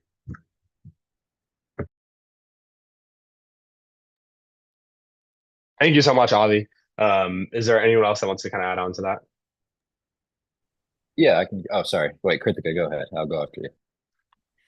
Sorry, I couldn't unmute before, so I was gonna actually go before Ali, but I was gonna say everything that Ali was saying, I completely echo all of that. The only thing I wanted to add was that there's beneficial aspects of having non-clinical volunteering as well. Application processes obviously you want to be a doctor, that's amazing, but they also want to see that you're like a good human being, that you like serving your community, the community that you're growing up in, and all that jazz. So everything you do for your application process, if you know now that you want to be a doctor, does not have to be surrounded towards medicine. And it sounds like that's not kind of the case with your application, which is amazing. But I think that you should also think about whatever is meaningful to you becomes meaningful volunteering. So I don't think there's any structure definition of what is meaningful volunteering. But I think whatever you're truly passionate about and you really take the time and dig deeper in volunteering becomes a meaningful volunteering experience. Cool. Does anyone add on? Yeah, I'll go ahead. Go ahead. Once again, I agree with everything that Adi and Kritika said. I think volunteering was definitely one of the key tenets of my application. I'll just quickly say two things about it. I think number one, volunteering is one specifically where the number of hours is important. That is something they look at, but that's kind of the first thing. That's what gets your foot in the door. The second thing they look at is what you do with those hours. Like, for example, a significant project or a significant trip where you set up a system or something like that. So I think, yeah, if you, as far as volunteering just broadly as a field goes, I think focusing on those two things will get you a long way. Cool. Thank you so much. We had Adi, Kavan, and Kritika give their insights on that question. Thank you so much for also the introduction, for the good introduction and the depth of question on that one. Thank you. Next, we'll have Suyash. I think he can't unmute his mic. Oh, all set. Good. Okay, I got it. So my name is Suyash. I'm a freshman in JP Stevens, and I came to US like 2 years ago, and I was in ESO as well. And because of that, I couldn't like join any extracurricular activities like band or any like music. And my question for you is, will that affect my college career? Yeah, thank you for the question. I'll start a little bit on it and then push it out to anyone else. But I didn't do an instrument throughout high school, and so if it's specific to band, choir, orchestra, I don't think that it's a major setback, as long as you are taking that time that an average applicant would spending on an instrument and putting it towards something else that is beneficial and something else that you are really passionate about, then I don't think it's too big of a deal. Do chase your passions, and some people don't have a strong affiliation to an instrument or that type of a study, and so they don't spend as much time on it. So that's definitely not something to be worried about. Another thing to say is as an incoming freshman, you still have plenty of time over the course of 4 years. I think it does say a lot if you even now picked up an instrument and decided to pursue that over the course of 4 years. So don't think that you are short on time at all. You have 4 years, and oftentimes this is the 4 years that really speaks on your college application. Not a lot of people put things down that they've done from maybe middle school or earlier years of elementary school. So definitely don't feel behind and take these 4 years in stride. Anyone else? All right. Thank you so much for that question. Next we have Uma. Hey, we are calling from Lincoln, Nebraska. Our daughter is right now taking the ACT exam, so we are attending on her behalf. So the situation is, she's like aspiring to do medicine, and she's on H4 right now. She has done all the schooling in the US, but due to the huge backlog, we are still in the visa. So we have kind of figured out the things for the pre-med, but we have like a couple of questions about the actual medical college. So is it true that all the medical colleges don't take international students? Do they consider people who have done high school here as domestic? Or that is one question. And the other question we have is, are there any merit scholarships for the medical school as well, or any kind of scholarships at all? So that was the second question. Thank you. Yeah, first of all, good luck to your daughter on the ACT. Hopefully that goes well, and thank you for the question. Kritika, do you want to share some insight on the second part of that question on some of that scholarship information? Yeah. No, that's the first part. There are medical schools that do offer full ride scholarships. Obviously, medical school is very, very competitive these days. It's around 1% to 2% for a lot of the schools across the country. However, if you are in state to a school, your chances of getting acceptance, that acceptance rate goes much higher. There are full ride merit scholarships for students at certain universities as well, beyond the schools that are all that we know are full ride schools because they've received large endowments from their alumni and things like that. So students get to go for free. There also are opportunities where if your household income is under 300,000, there are certain schools that will make medical school free for your daughter. And then finally, there are actually a couple outside scholarships that you can look at. Recently, I found that there are a couple like Good RX has a health equity scholarship for future physicians and things like that. But those are things that you would have to be applying to while you're actively applying for medical school. So it's a long way down the road. It's amazing that you're already thinking about it and your daughter's already thinking about it. But I think financing, especially with the state of what loans are like at the moment, financing medical school, I think will be changing in the next couple of years.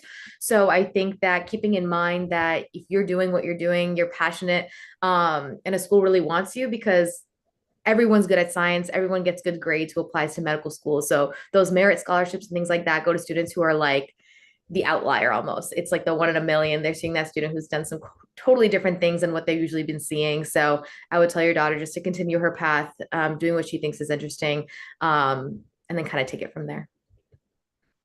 Yeah, thank you so much, Kritika, for that insight into medical school and obviously looking at what seems to be the far-fetched future for now. But in terms of the admission and the admission status, there are certain, not all, but there are some medical schools that do accept international students. Not all of them do. There is obviously, like Kritika mentioned, they are competitive. However, there are schools that do admit them. In terms of an H4 status, I do believe that is determined to be an international student. So do take that into consideration, but obviously there are those schools that do accept international students. I don't believe the location in which the students attended high school is considered a domestic applicant. And it is from the status of whether you are a citizen or a permanent resident or on visa. So that is the insight there. Please do look for those schools that do admit those students, and I do wish your daughter best of luck on the exam and on our future studies. Next, we'll have Samyukta.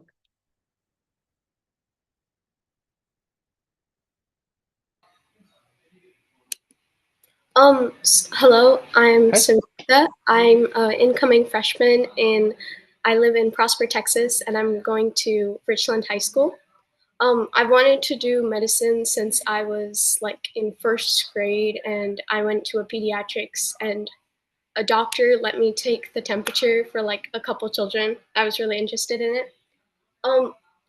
My parents and me all want to do a BSMD program, and I wanted to see how does AP classes affect the BSMD program in a sense. Nice to meet you, Samyukta. Could we have someone answer that one?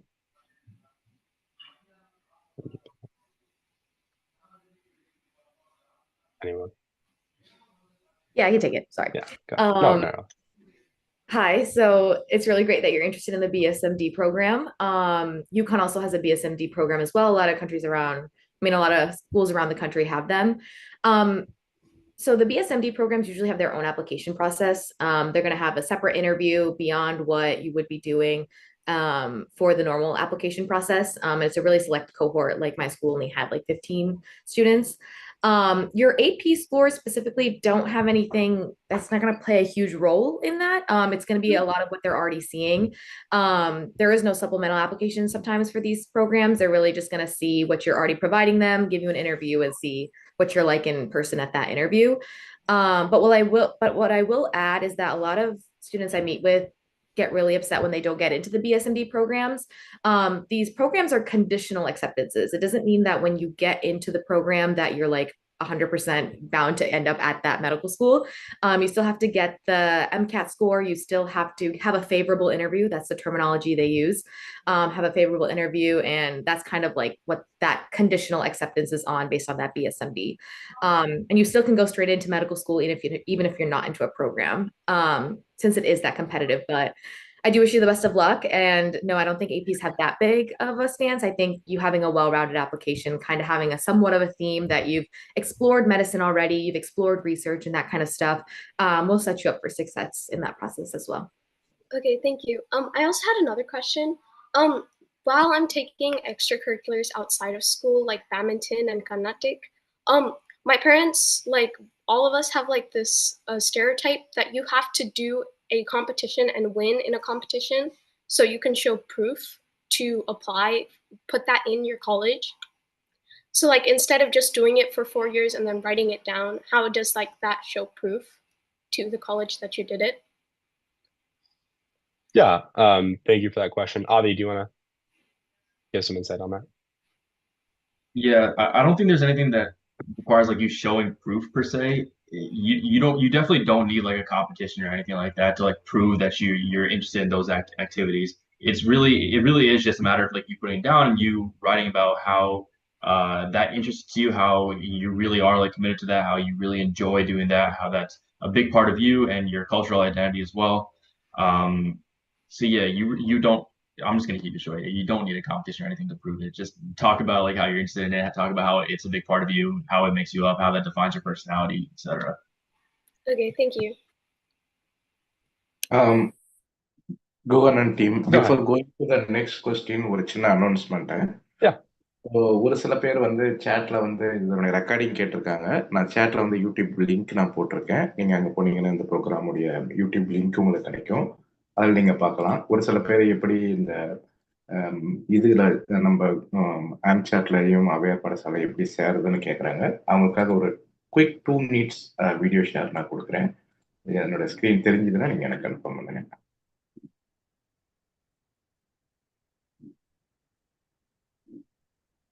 Screen தெரியுதுங்களா?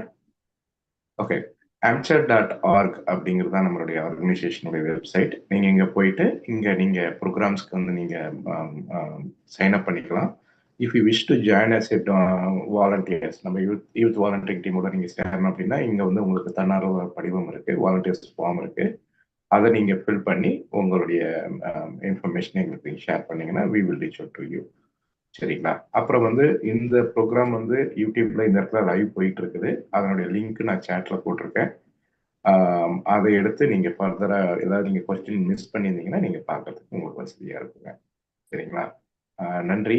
சிறப்பா கேள்வி பதில் நடத்திட்டு போறீங்க Guhan team. As usual you can go with the next person in the queue. நன்றி. மிக்க நன்றிங்க, மிக்க நன்றி. சொன்ன மாதிரி ஔவையார் பாடசாலை உலகத்தின் முதல் மெய்நிகர் தமிழ் பள்ளி. அந்த தமிழ் பள்ளிக்கு வந்து கண்டிப்பா தன்னார்வலர்கள் வேணும். அதனால உங்களுக்கு நேரம் இருந்தா கண்டிப்பா அமெரிக்க ஈகை தமிழ் சமூகம் அல்லது APSAmerica.org போய் உங்களுடைய தன்னார்வலர் ரெக்வஸ்ட் நீங்க சப்மிட் பண்ணி எங்களுக்கு உதவுங்க. மிக்க நன்றிங்க. We'll go to the next question from Navya.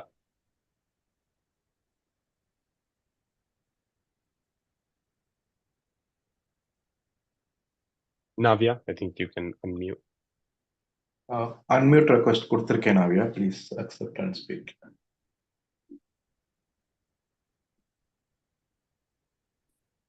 Sorry about that.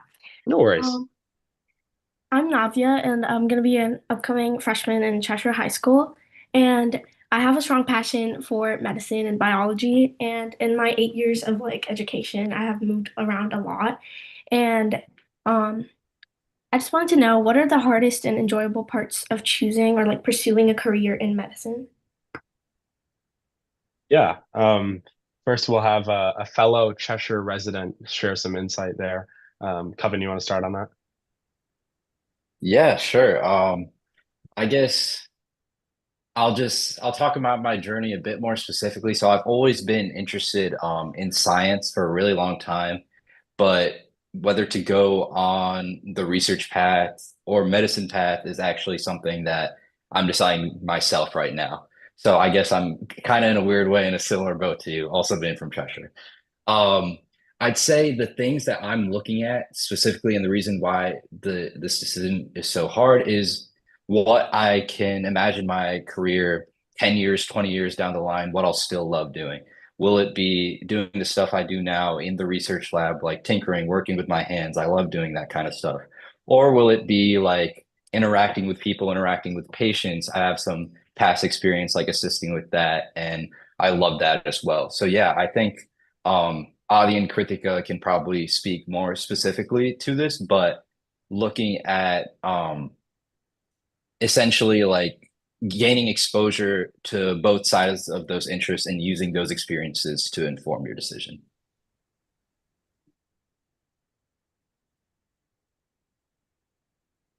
Yeah, I can just bounce off what Oven said. I think one thing that I really consider when I'm thinking about medicine is definitely looking significantly farther into the future. For me, regarding that, one big challenge is definitely deciding like time, like how much time I really want to invest. Like I mentioned, I'm a neuroscience major, so I definitely like consider neurosurgery as like one like potential like a career option, but the biggest challenge there for me is naturally, I not only am I going to have to spend a ton of time in medical school, but outside of medical school, I'm going to have to spend a ton of time in residency as well. So for me, that was a big challenge. I wasn't really sure if that's something that I wanted to approach. And that's definitely something that I encourage you to think about as well when you're choosing your career in medicine. Definitely consider how much time you're willing to invest, as well as if you're able to keep up with that, the stress that comes with it, because it really is important to understand that for each and every one of those years, you're going to have a ton of stress. You're not going to get too much reward out of it until you're like done with the entire process. So that's definitely something to be wary of when you're entering medicine. And that's something that I've really been considering as well. But in terms of what I enjoy when it comes to the medical process, I really enjoy just working with patients. And I think if you have that experience trying to interact with patients, you'll be able to quickly find what you'll enjoy as well when it comes to this, and that will serve as an excellent point of motivation if you ever feel like too stressed out or burned out across your medical journey.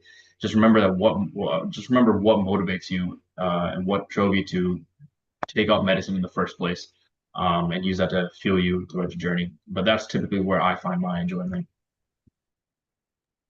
Perfect. Thank you so much. Thank you for that question. And Kevin and Adi, thank you for those intricate answers as well. Hopefully that did answer your question and satisfied what you were looking for. Next, we'll have Biju. You can unmute your mic.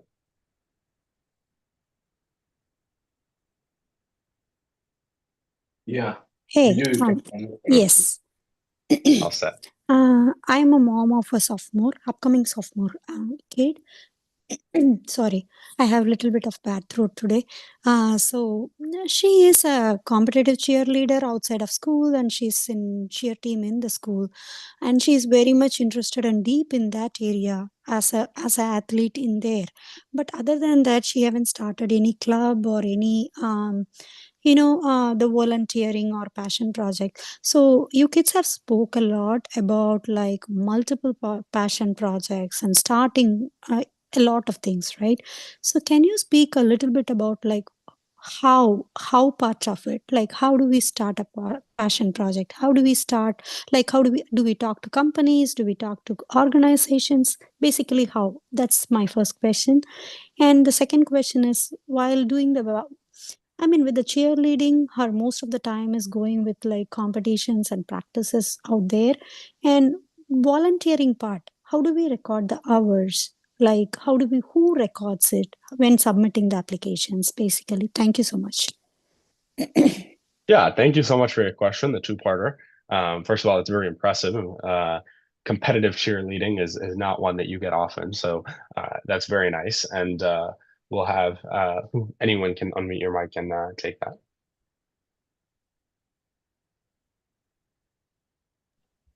Yeah, I can take this one. I'll take I'll kind of like mix the questions together per se. I'll start with the volunteering part. So it would be your daughter who kind of keeps track of her volunteering hours. Sometimes if you're unsure and you've been volunteering with a place for a really long time, you can ask them like, oh, like how long have I been with you and that kind of jazz. But it's kind of honestly like a personal journey in that sense. You kind of want to keep track of what you've been doing and where you've been doing it. And then just be honest about it during your application, about the hours, because you're self-reporting these things. No one's like, it's not like you submit the application, they verify it, and then they like send it to the schools. They do check though, so obviously be reasonable with what you're putting. Like if you said that you've done 1,000 hours in 2 months, like that doesn't make sense. So obviously just be mindful of those types of things. And I just want to say that it's okay if you don't start a passion project. Obviously, if that's something you're interested in, you see a need, you see an initiative, kind of just like what we're sitting in today. If you see something that there's a need for it in your community and something you're passionate about, then start it. Just because you see the people around you doing a passion project doesn't mean you have to. One thing that I tell students all the time is that like they can tell when you've started something your junior or senior year and it's like right around the times that you're submitting your application, they can kind of tell that like it's kind of for this reason. But if you do see a need, then I would push to kind of connect and network with anyone. Mentors can be from like any aspect. I had 3 mentors for my project that got funded by UConn, and 2 of them had nothing to do with the project itself, but they showed me like a different aspect of how to take the project and how to get funding and that type of stuff. So I'd say networking is the major thing for when it comes to passion projects, when you find something you're interested in, and then taking it from there and really showing that it's something that you're interested in, it impacts you, and then it impacts the people around you. Does anyone add on there? That was a pretty good answer there. All right, perfect. Hopefully that answered your question. Thank you so much for that question. And Kritika, thank you so much for that answer. Next, we'll have Sanarasi. வணக்கம் குவன். சானாஸ்ரீக்கு போறதுக்கு முன்னாடி அவங்கள பத்தி ஒரு introduction. அவங்க நம்ம அவ்வையார் பாடசாலையில நிலை 6 இந்த வருஷம் முடிச்ச கிட். அவங்க இப்ப நிலை 7க்கு போறாங்க. சனா சாஹிப், உங்களுடைய கேள்விகளை நீங்க கேளுங்க. Okay. அவங்க அவ்வையார் பாடசாலையுடைய ஸ்டூடெண்ட் ஆக்சுவலா இன்ட்ரோடியூஸ் பண்ணணும், அப்படி ஒரு ஃபார்முலா கொடுக்கணும்ன்றதுக்காக உங்களுடைய கேள்விகளை மகிழ்ச்சி. Okay. Hi, my name is Sanasri, and I'm a rising freshman at Green Hope High in North Carolina. And I've noticed that from a young age, I've had a big interest in art and drawing, and I want to go to med school one day. I did Science Olympiad in middle school for 3 years and did National Junior Honor Society for 2. I joined a volunteering program for 1 year, and I actually have 2 questions. So my first question is, how can I use my passion for art, and like what can I do to make my college essay stand out more when I'm applying to different med school universities or colleges? And my second question is, I'm planning to join a career in college promise or like CCP dual enrollment program. So if that would help me, like what courses would be the best for med school and what other clubs or extracurriculars would help me? Yeah. Thank you so much for those questions, and great to meet a student here at Avvaiyarpadasalai as well. Kritika, do you want to shed some light on that? Yeah, it's so cool that you have an interest and passion for art. I think that's amazing. And I think that you could just only leverage that. I think that not everyone who wants to go to medical school is like, oh, I love doing something technical with my hands. But I think there's always transferable skills in everything that you do, whether it be playing a sport, whether it be an activity you like to do for fun. So I think you just have to think technically about the profession, but then also think about what you like personally in art, like what type of art you like, and like how the things that you're learning in art and what you're doing in art, how you can bring that towards you being a future physician. And obviously you might not see that right now. I mean, you haven't got to college yet, but that's what college is for, is that time for you to kind of make those connections and make those bridges between the things that you like to do and then the profession that you're thinking of taking. So it's okay that you don't know right now. And I think that's a lot of what we're hearing today, is a lot of people are interested in medicine and that career path. And you don't have to know right now and like have that whole path laid out for you. I think that, I mean, Coven and I think Adi is a great, like we're all great examples that like we're figuring it out as we go, and we're like building that narrative or that theme as we went along. And even now, as I've graduated, I'm building that application. the narrative is still ongoing. So it's okay if you haven't shaped what that story is like yet. So I would keep art as a thing that you're interested in, like, and take it forward. And then personally, I'm not 100% sure. I don't know if anyone else on the panel knows the program that she was talking about, but there are prerequisite coursework you need to take in order to apply for medical school. All the schools are different. But when you get to college, you'll be taking general chemistry, general bio, physics. You'll be taking genetics, biochemistry, all those classes. You have an advisor at the school that will help you. Like, you don't have to do this all by yourself. At first, they'll help you make the coursework and make the schedule. And then after that, you'll figure it out on your own. But network with upperclassmen who are pre-med, who like our seniors, they're about to go off the stage. They're your best bet. They're the ones who have went through it firsthand, and they can give you the best outlook. So I think that's what I can tell you, but I'm not sure if anyone else knows that program better that they can answer that. Yeah. Just to give a brief, I know maybe not that program specifically, but any type of tie-up with a local college or university is usually good. Maybe not for that specific reason, but regardless, we'll get you credit and will be good when you do apply, maybe not for med school, but even at the undergraduate level. So do continue that and keep pursuing that, because it will set you apart from maybe other students who haven't done that. So thank you so much for the question. Again, Kritika, thank you for that as well. Next, we have Nitya.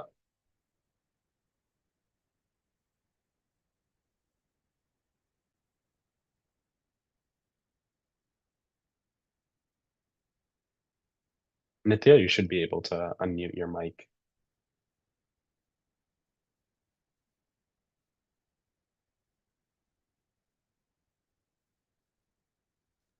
Oh, I'm sorry. No worries. Hi, my name is No worries. Nityashri. I'm a rising junior at a high school in North Carolina. And first of all, thank you for taking your time to do this. And I had two questions. So first off, as part of the college process, I heard some schools do interviews with alumni, like in your area. So what does that look like? And my second question was letters of recommendation. So who would you recommend asking? Would you just recommend asking like your teachers at school or people that know you outside of your school environment? Yeah. Nadina, do you want to go ahead on those letters of recommendation and such? Yeah, so for the first part about the interviews, I interviewed for Harvard, Duke, and Princeton, all with local alumni interviewers. So for me, I had Duke and Princeton were virtual. So it was a quick 30-minute call where they basically asked me about myself, when I'm interested, asked me to expand on my extracurriculars. My Harvard interviewer was an in-person one because he owned a law firm. So it was basically the same thing. They asked me about like my aspirations for the future, what drives me, my motivations, my extracurriculars. So that's how the local alumni interviewers work. In terms of letters of recommendation, I tried to have a pretty balanced mix. So I asked one like STEM teacher, one English teacher, and then I asked my theater teacher as well. And then for some colleges, you can upload other letters of recommendation from your employer. So I interned for our city superintendent, so I got her letter of recommendation for that one as well. So I'd say just have a pretty balanced mix so they can see both your academic side, but also what you're like out of school too. Thank you so much. Anyone else want to add to that? Yeah, I can add to that. I agree with what Nadia said about like picking one from sort of one teacher from some of a humanities background and another one from part of a STEM background. I think what I prioritized when picking my recommenders was people who can speak to me about a person. I think what really strengthens your application is colleges getting to know who you are, not just who you are as a student. Like for example, Dartmouth has this thing called a peer recommendation they have as part of their application. So I asked one of my best friends that I went to high school with to fill out that peer recommendation. So yeah, I think what I prioritized was even more than in the classes I did well in, it was like, who is the teacher I would stay after class and talk to just to talk to them? You know what I mean? Someone who can like speak to your character as well as your performance. So yeah, those are my thoughts on that. Oh, thank you so much, Nadina, and then Kevin for that addition as well. Hopefully that was an adequate answer to that question. Thank you for the two-parter there as well. We'll move on to the next question to Surya. You should be able to unmute your mic. Hi, can you hear me? Yep, perfectly. I'm Surya, and I'm a rising junior Before I ask my question, I'd like to give you a bit of context to my situation right now.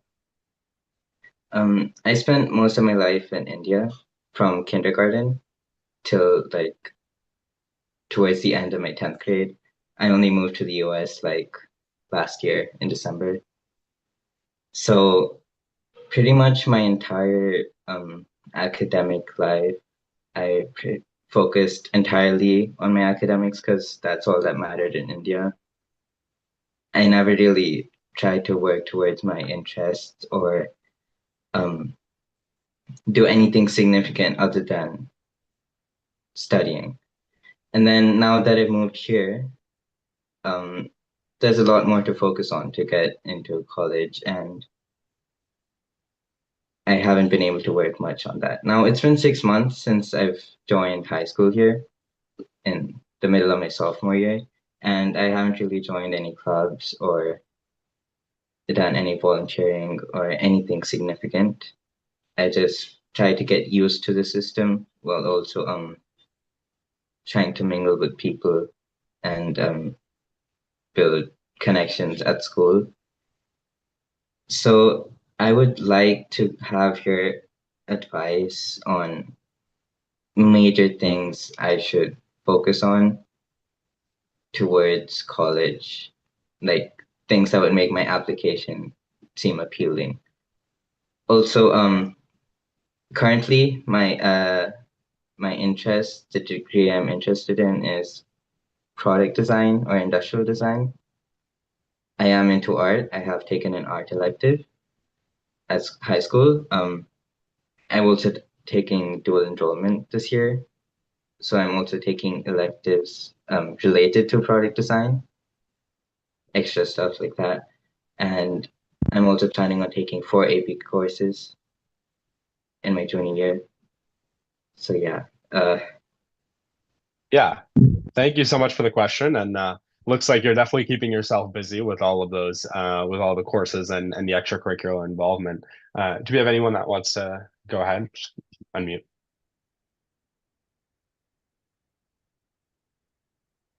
Yeah, I can quickly say something.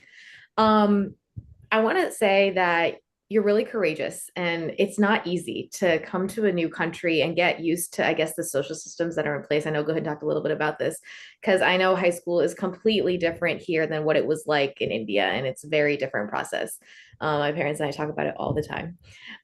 So I can understand that it seems a little daunting to see that everyone around you might be doing a lot and might have a really good grasp of how to kind of tackle the process.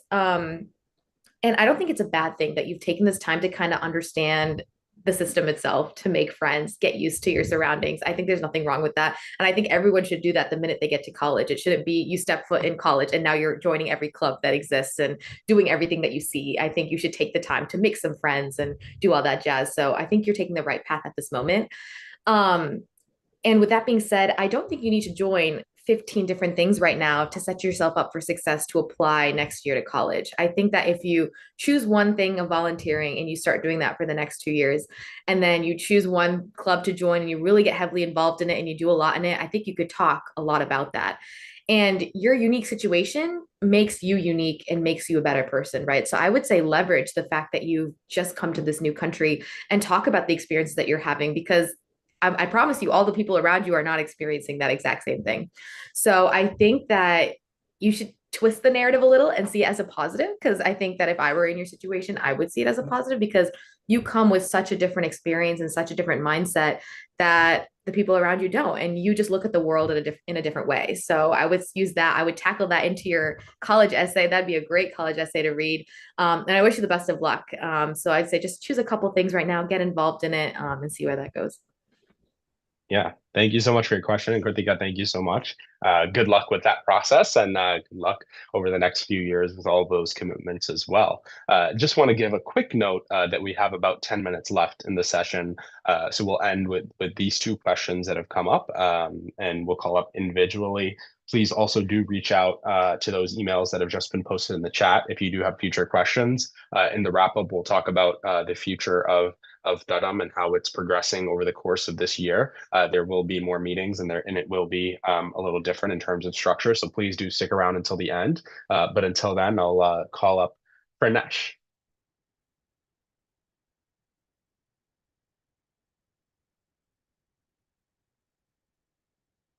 You should be able to. Yep.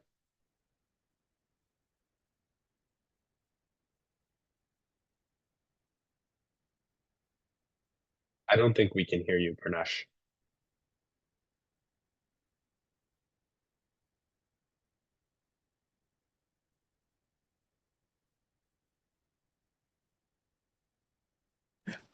That's fine. We can go with the Vidya Sundari questions.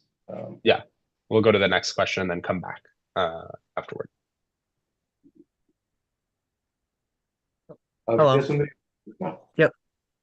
Yep. Hello. As I mentioned earlier, I'm Harish Karthikeyan. So I had a few last questions before the session is over. My first question was, so I wanted to look into a career in medicine. So, like, what type of volunteering could I take out of school for medicine? My second question was, if I take like a music program in high school, would that help me for my medical career? And my last question was like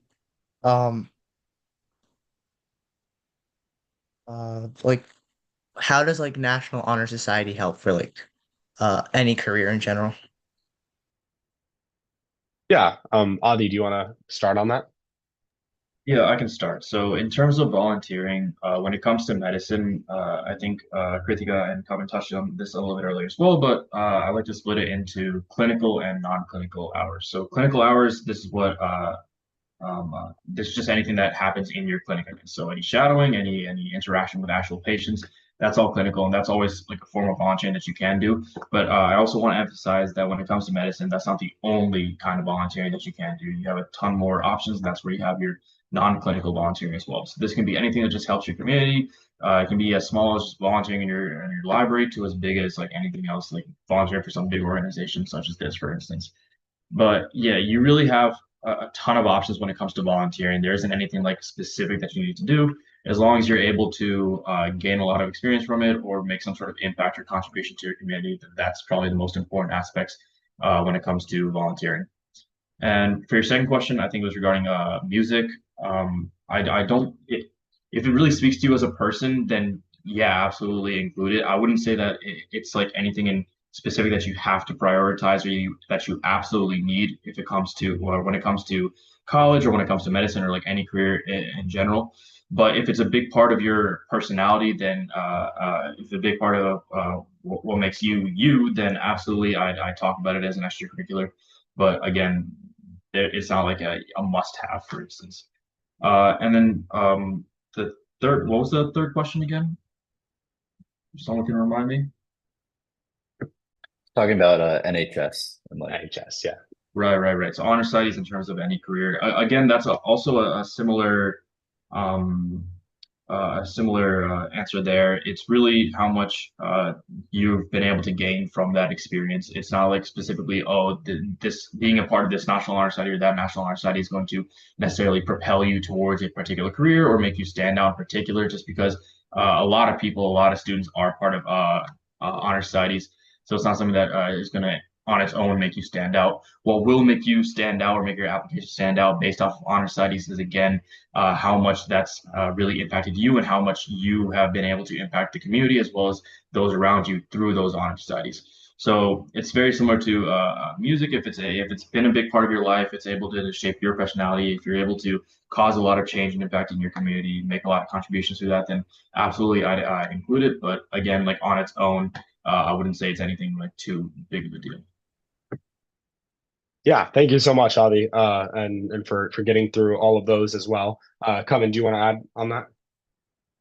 Yeah, I thought that was a really great answer from Adi. Kind of covered all the bases. I just wanted to speak a little bit to the NHS portion. I think National Honor Society is a really good way to combine the three things of scholarship, leadership, and service. It's like a really kind of catch-all extracurricular that you can do.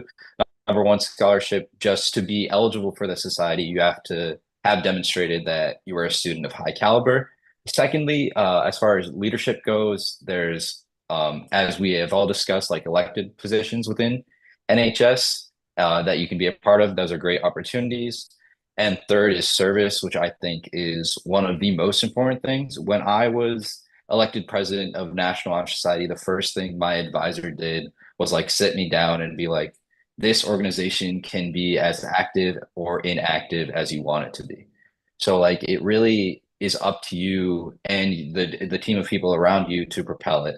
For example, we had like a more dormant NHS club my first couple of years of high school, but as people were getting more interested, we started setting up like more and more service opportunities and even small things. Like for example, we had I think a Super Bowl event where we had like a Super Bowl, like SOUP. It was dumb, sorry, but it was like which team can get the most cans of food to donate. Just small things like that. So I think it really is a great opportunity to get involved in, and because I had the opportunity to be president, I also think that was like an incredible experience for me personally.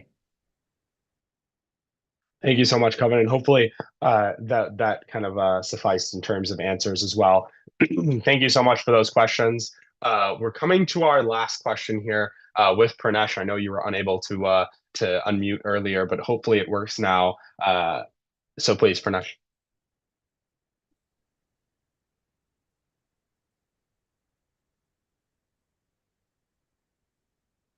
I don't think we can hear you. Seems your mic is unmuted, but we can't hear you. No worries. You can put your question in the chat, and we'll take it from there. This is all the time we have for questions, unfortunately, because we did have that 12 p.m. slate as an end time. So my apologies, but just to end here, we will have further sessions of Thadam, and if anyone, I know I saw a lot of chat questions in the chat as well as on that YouTube stream. So please send those questions over to the emails that have been posted in the chat, and we will get back to you with an answer. Apart from that, we will also be sending over a survey that will come to your email. It'll come to the email that you registered with, and we would really appreciate your feedback on those fronts based on the program. Please do give us constructive feedback on how to change and make this better so that we can come forward in coming months with a better program for you and make sure that it is most beneficial for all of you. In the coming months, we'll have meetings that are more specific toward a career path. And hopefully that'll be good for people who are interested. We saw a lot of people interested in medicine, some more in the tech sector, business, various things. And we'll have professionals of all the career paths also come to speak to you guys. So hopefully that'll be something that you appreciate. I just want to end by thanking very briefly everyone who's put forward a lot of efforts here. First, starting by the panelists, Kritika, Coven, Adi, and Nadina. I asked them a few weeks prior, and all of them their first response was, "I'd love to help." And a lot of them followed up by saying, "This would have been a good resource when I applied." And so I really do appreciate all of your time. I know you guys are very, very busy in your individual respects. So taking 2 hours on a day like this to spend for the community and to help everyone is greatly appreciated. So we really, really do appreciate all of you. And on behalf of everyone on this call, I want to thank all of you. Secondly, Avvaiyarpadasalai மற்றும் அமெரிக்க ஈகை தமிழ் சமூகம் இருக்கும் செயற்குழு உறுப்பினர்கள் அத்தனை பேருக்கும் எனது நன்றி. நிறைய பேர் இதுக்கு உறுதுணையா இருந்திருக்கீங்க. இது நான் ஒருத்தனா பண்ண முடியாது. எல்லாரும் ஒரு முக்கியமான பங்கேற்ற இந்த நிகழ்வை ஒரு பெரிய சக்சஸ் ஆக்கிறதுக்கான ஒரு பெரிய இது எடுத்திருக்கீங்க. இப்போது அமெரிக்க ஈகை தமிழ் சமூகத்தின் தலைவர் திரு தினேஷ் கந்தசாமி, செயலாளர் திரு வசந்த் வல்பெல்லூரி, இணை பொருளாளர் சுவாமிநாதன் நடராஜன் மற்றும் பொருளாளர் சுகப்பிரகாஷ், அத்தனை பேர். அது போக ஔவையார் பாடசாலை சுகா மாமா அத்தனை ஹெல்ப் இன்னைக்கு காலையிலயோ வழியா கனெக்ட் பண்ணி எல்லாத்தையும் செட் பண்ணி இது பண்ணியிருக்காரு. அத்தனை பேருக்கும் நன்றி. இப்போ ஔவையார் பாடசாலை, அதாவது உலகத்தில் நம்ம நிறைய கண்ட்ரில எல்லாம் நம்ம தமிழ் மக்கள் இருக்காங்க. இந்த தமிழ் மக்களுக்கு தமிழ் சொல்லிக் கொடுக்கும் ஒரு பள்ளியாக இருக்கும் உலகத்தின் முதல் மெய்நிகர் தமிழ் பள்ளியின் முதல்வராகிய திரு சரண் வேலுசாமி அவர்களை தேங்க்யூ நோட் சொல்ல வரவேற்கிறேன். வாங்க. ரொம்ப நன்றி குகன். ரொம்ப சிறப்பான நிகழ்ச்சி. முதல் நிகழ்ச்சி ஆனா ரொம்ப சிறப்பா ஏற்பாடு செஞ்சு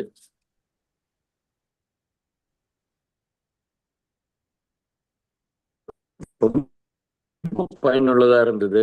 கல்லூரியில சேர்ந்ததுக்கு அப்புறம் நிறைய வேலைகள் இருக்கும். அதுவும் வார கடைசி நிறைய நிறைய செய்ய வேண்டிய செயல்கள் நிறைய இருந்தாலும் நம் மக்களுக்காக நம் மாணவர்களுக்காக அவங்களோட நேரத்தை ஒதுக்கி கேள்விகளுக்கெல்லாம் ரொம்ப பொறுமையாக ரொம்ப அர்த்தமுள்ள பதில்களை தந்து உதவிகளை செஞ்சதுக்கு மனமார்ந்த நன்றிகள். இந்த நிகழ்ச்சியை உருவாக்கி இது நம்ம நம்ம மாணவர்களுக்கு கொண்டு போய் சேர்த்தணும், அவங்களுக்கு உதவியாக இருக்கணும்னு நினச்சி இந்த திட்டத்தை முன்னெடுத்து நடத்தின குகனுக்கு மீண்டும் மனமார்ந்த நன்றிகள். இன்னும் தொடர்ச்சியாக இது மாதிரி பல கூட்டங்களை நம்ம எதிர்பார்ப்போம். நம்ம ஊரில் நாங்கள்லாம் படித்தப்பெல்லாம் வந்து இப்போ உயர்நிலை இது ஹைஸ்கூல்லாம் பார்த்திங்கன்னா நீ மருத்துவன் ஆகணும்னா முதல் குரூப் ஃபர்ஸ்ட் குரூப் எடுக்கணும், இன்ஜினியரிங்னா செகண்ட் குரூப் சயின்ஸ் குரூப் எடுக்கணும், அவ்வளோதான். Very very straightforward. No nonsense, nothing. Just go with that thing. அது குதிரைக்கு கடிவாளம் போட்ட மாதிரி இதை படித்து இதை மதிப்பெண் எடுத்த போதும் அப்படின்னு ரொம்ப சுலபமாக இருந்த மாதிரி தோணுது இங்கே வந்ததுக்கு அப்புறம் தான். ஏன்னா இங்கே பல வாய்ப்புகள், they have a lot of options. As a high school students parent, ஒரு அளவுக்கு மேலே எனக்கு என்ன பண்ணுறதுனே தெரியல. என்ன பண்ணால் சரியாக இருக்கும் அப்படிங்கிறது இந்த கேள்விகளெல்லாம் பார்த்தா அதான் தெரியுது. எவ்வளவோ இருக்குது, இதை பண்ணலாமா அதை பண்ணலாமா. பட் எண்ட் ஆஃப் த டே அந்த மாணவர்களோட பதில்களை வெற்றி பெற்ற மாணவர்களோட பதிலை பார்த்தீங்கன்னா ஒரு ஒரு ஒரு ஒரு ஹை லெவலில் பார்த்தீங்கன்னா you have to follow the passion. அதுதான் pretty much everyone has the same thing. You need to follow the passion. நீங்கள் என்ன பண்ணுறீங்கனாலும் உங்கள் ஹைஸ்கூலில் என்ன பண்ணாலும் உங்களுக்கான ஒரு நோக்கம் இருக்கணும். அந்த நோக்கத்தை நோக்கி உங்கள் விருப்பம் உங்கள் கனவை நோக்கி பயணிக்கிறதா இருக்கணும் அப்படிங்கிறதான் அவங்களோட பொதுவான ஒரு பதிலாக இருக்குது.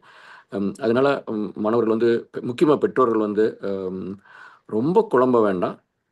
இந்த மாணவர்கள் வெற்றி பெற்ற மாணவர்கள் சொன்னதை பார்த்தீங்கன்னா ஒரு அடிநாதம் என்னென்னா, எதை செஞ்சாலும் சிறப்பாக செய்யுங்க. இதுதான் செய்யணுங்கிறது there is no silver bullet here, there is no one thing here. அது நம்ம ஊர்னா அது ரொம்ப ஸ்ட்ரெயிட் ஃபார்வர்ட், மார்க் எடுத்தால் போதும். என்ட்ரன்ஸ் இது ஹைஸ்கூலில் நல்ல மார்க் எடுக்கணும், என்ட்ரன்ஸில் மார்க் எடுக்கணுங்கிறது ரொம்ப நேரடியாக இருக்கும். இங்கே வந்து they are giving lot of options because every kid is unique. ஒவ்வொருத்தருக்கும் ஒன்று செய்யணுங்கிற விருப்பம் இருக்கும். அதனால அவங்க எது விருப்பப்படுறாங்களோ அதில் தீவிரமாக ஈடுபாட்டோட அந்த ஈடுபாடை காமிச்சா சரியாக இருக்குங்கிறதான் நான் புரிஞ்சுக்கிட்டது. நீங்களும் அப்படிதான் உணர்வீங்கன்னு நம்புகிறேன். I wish you all the best for all the students who participated and asked the questions.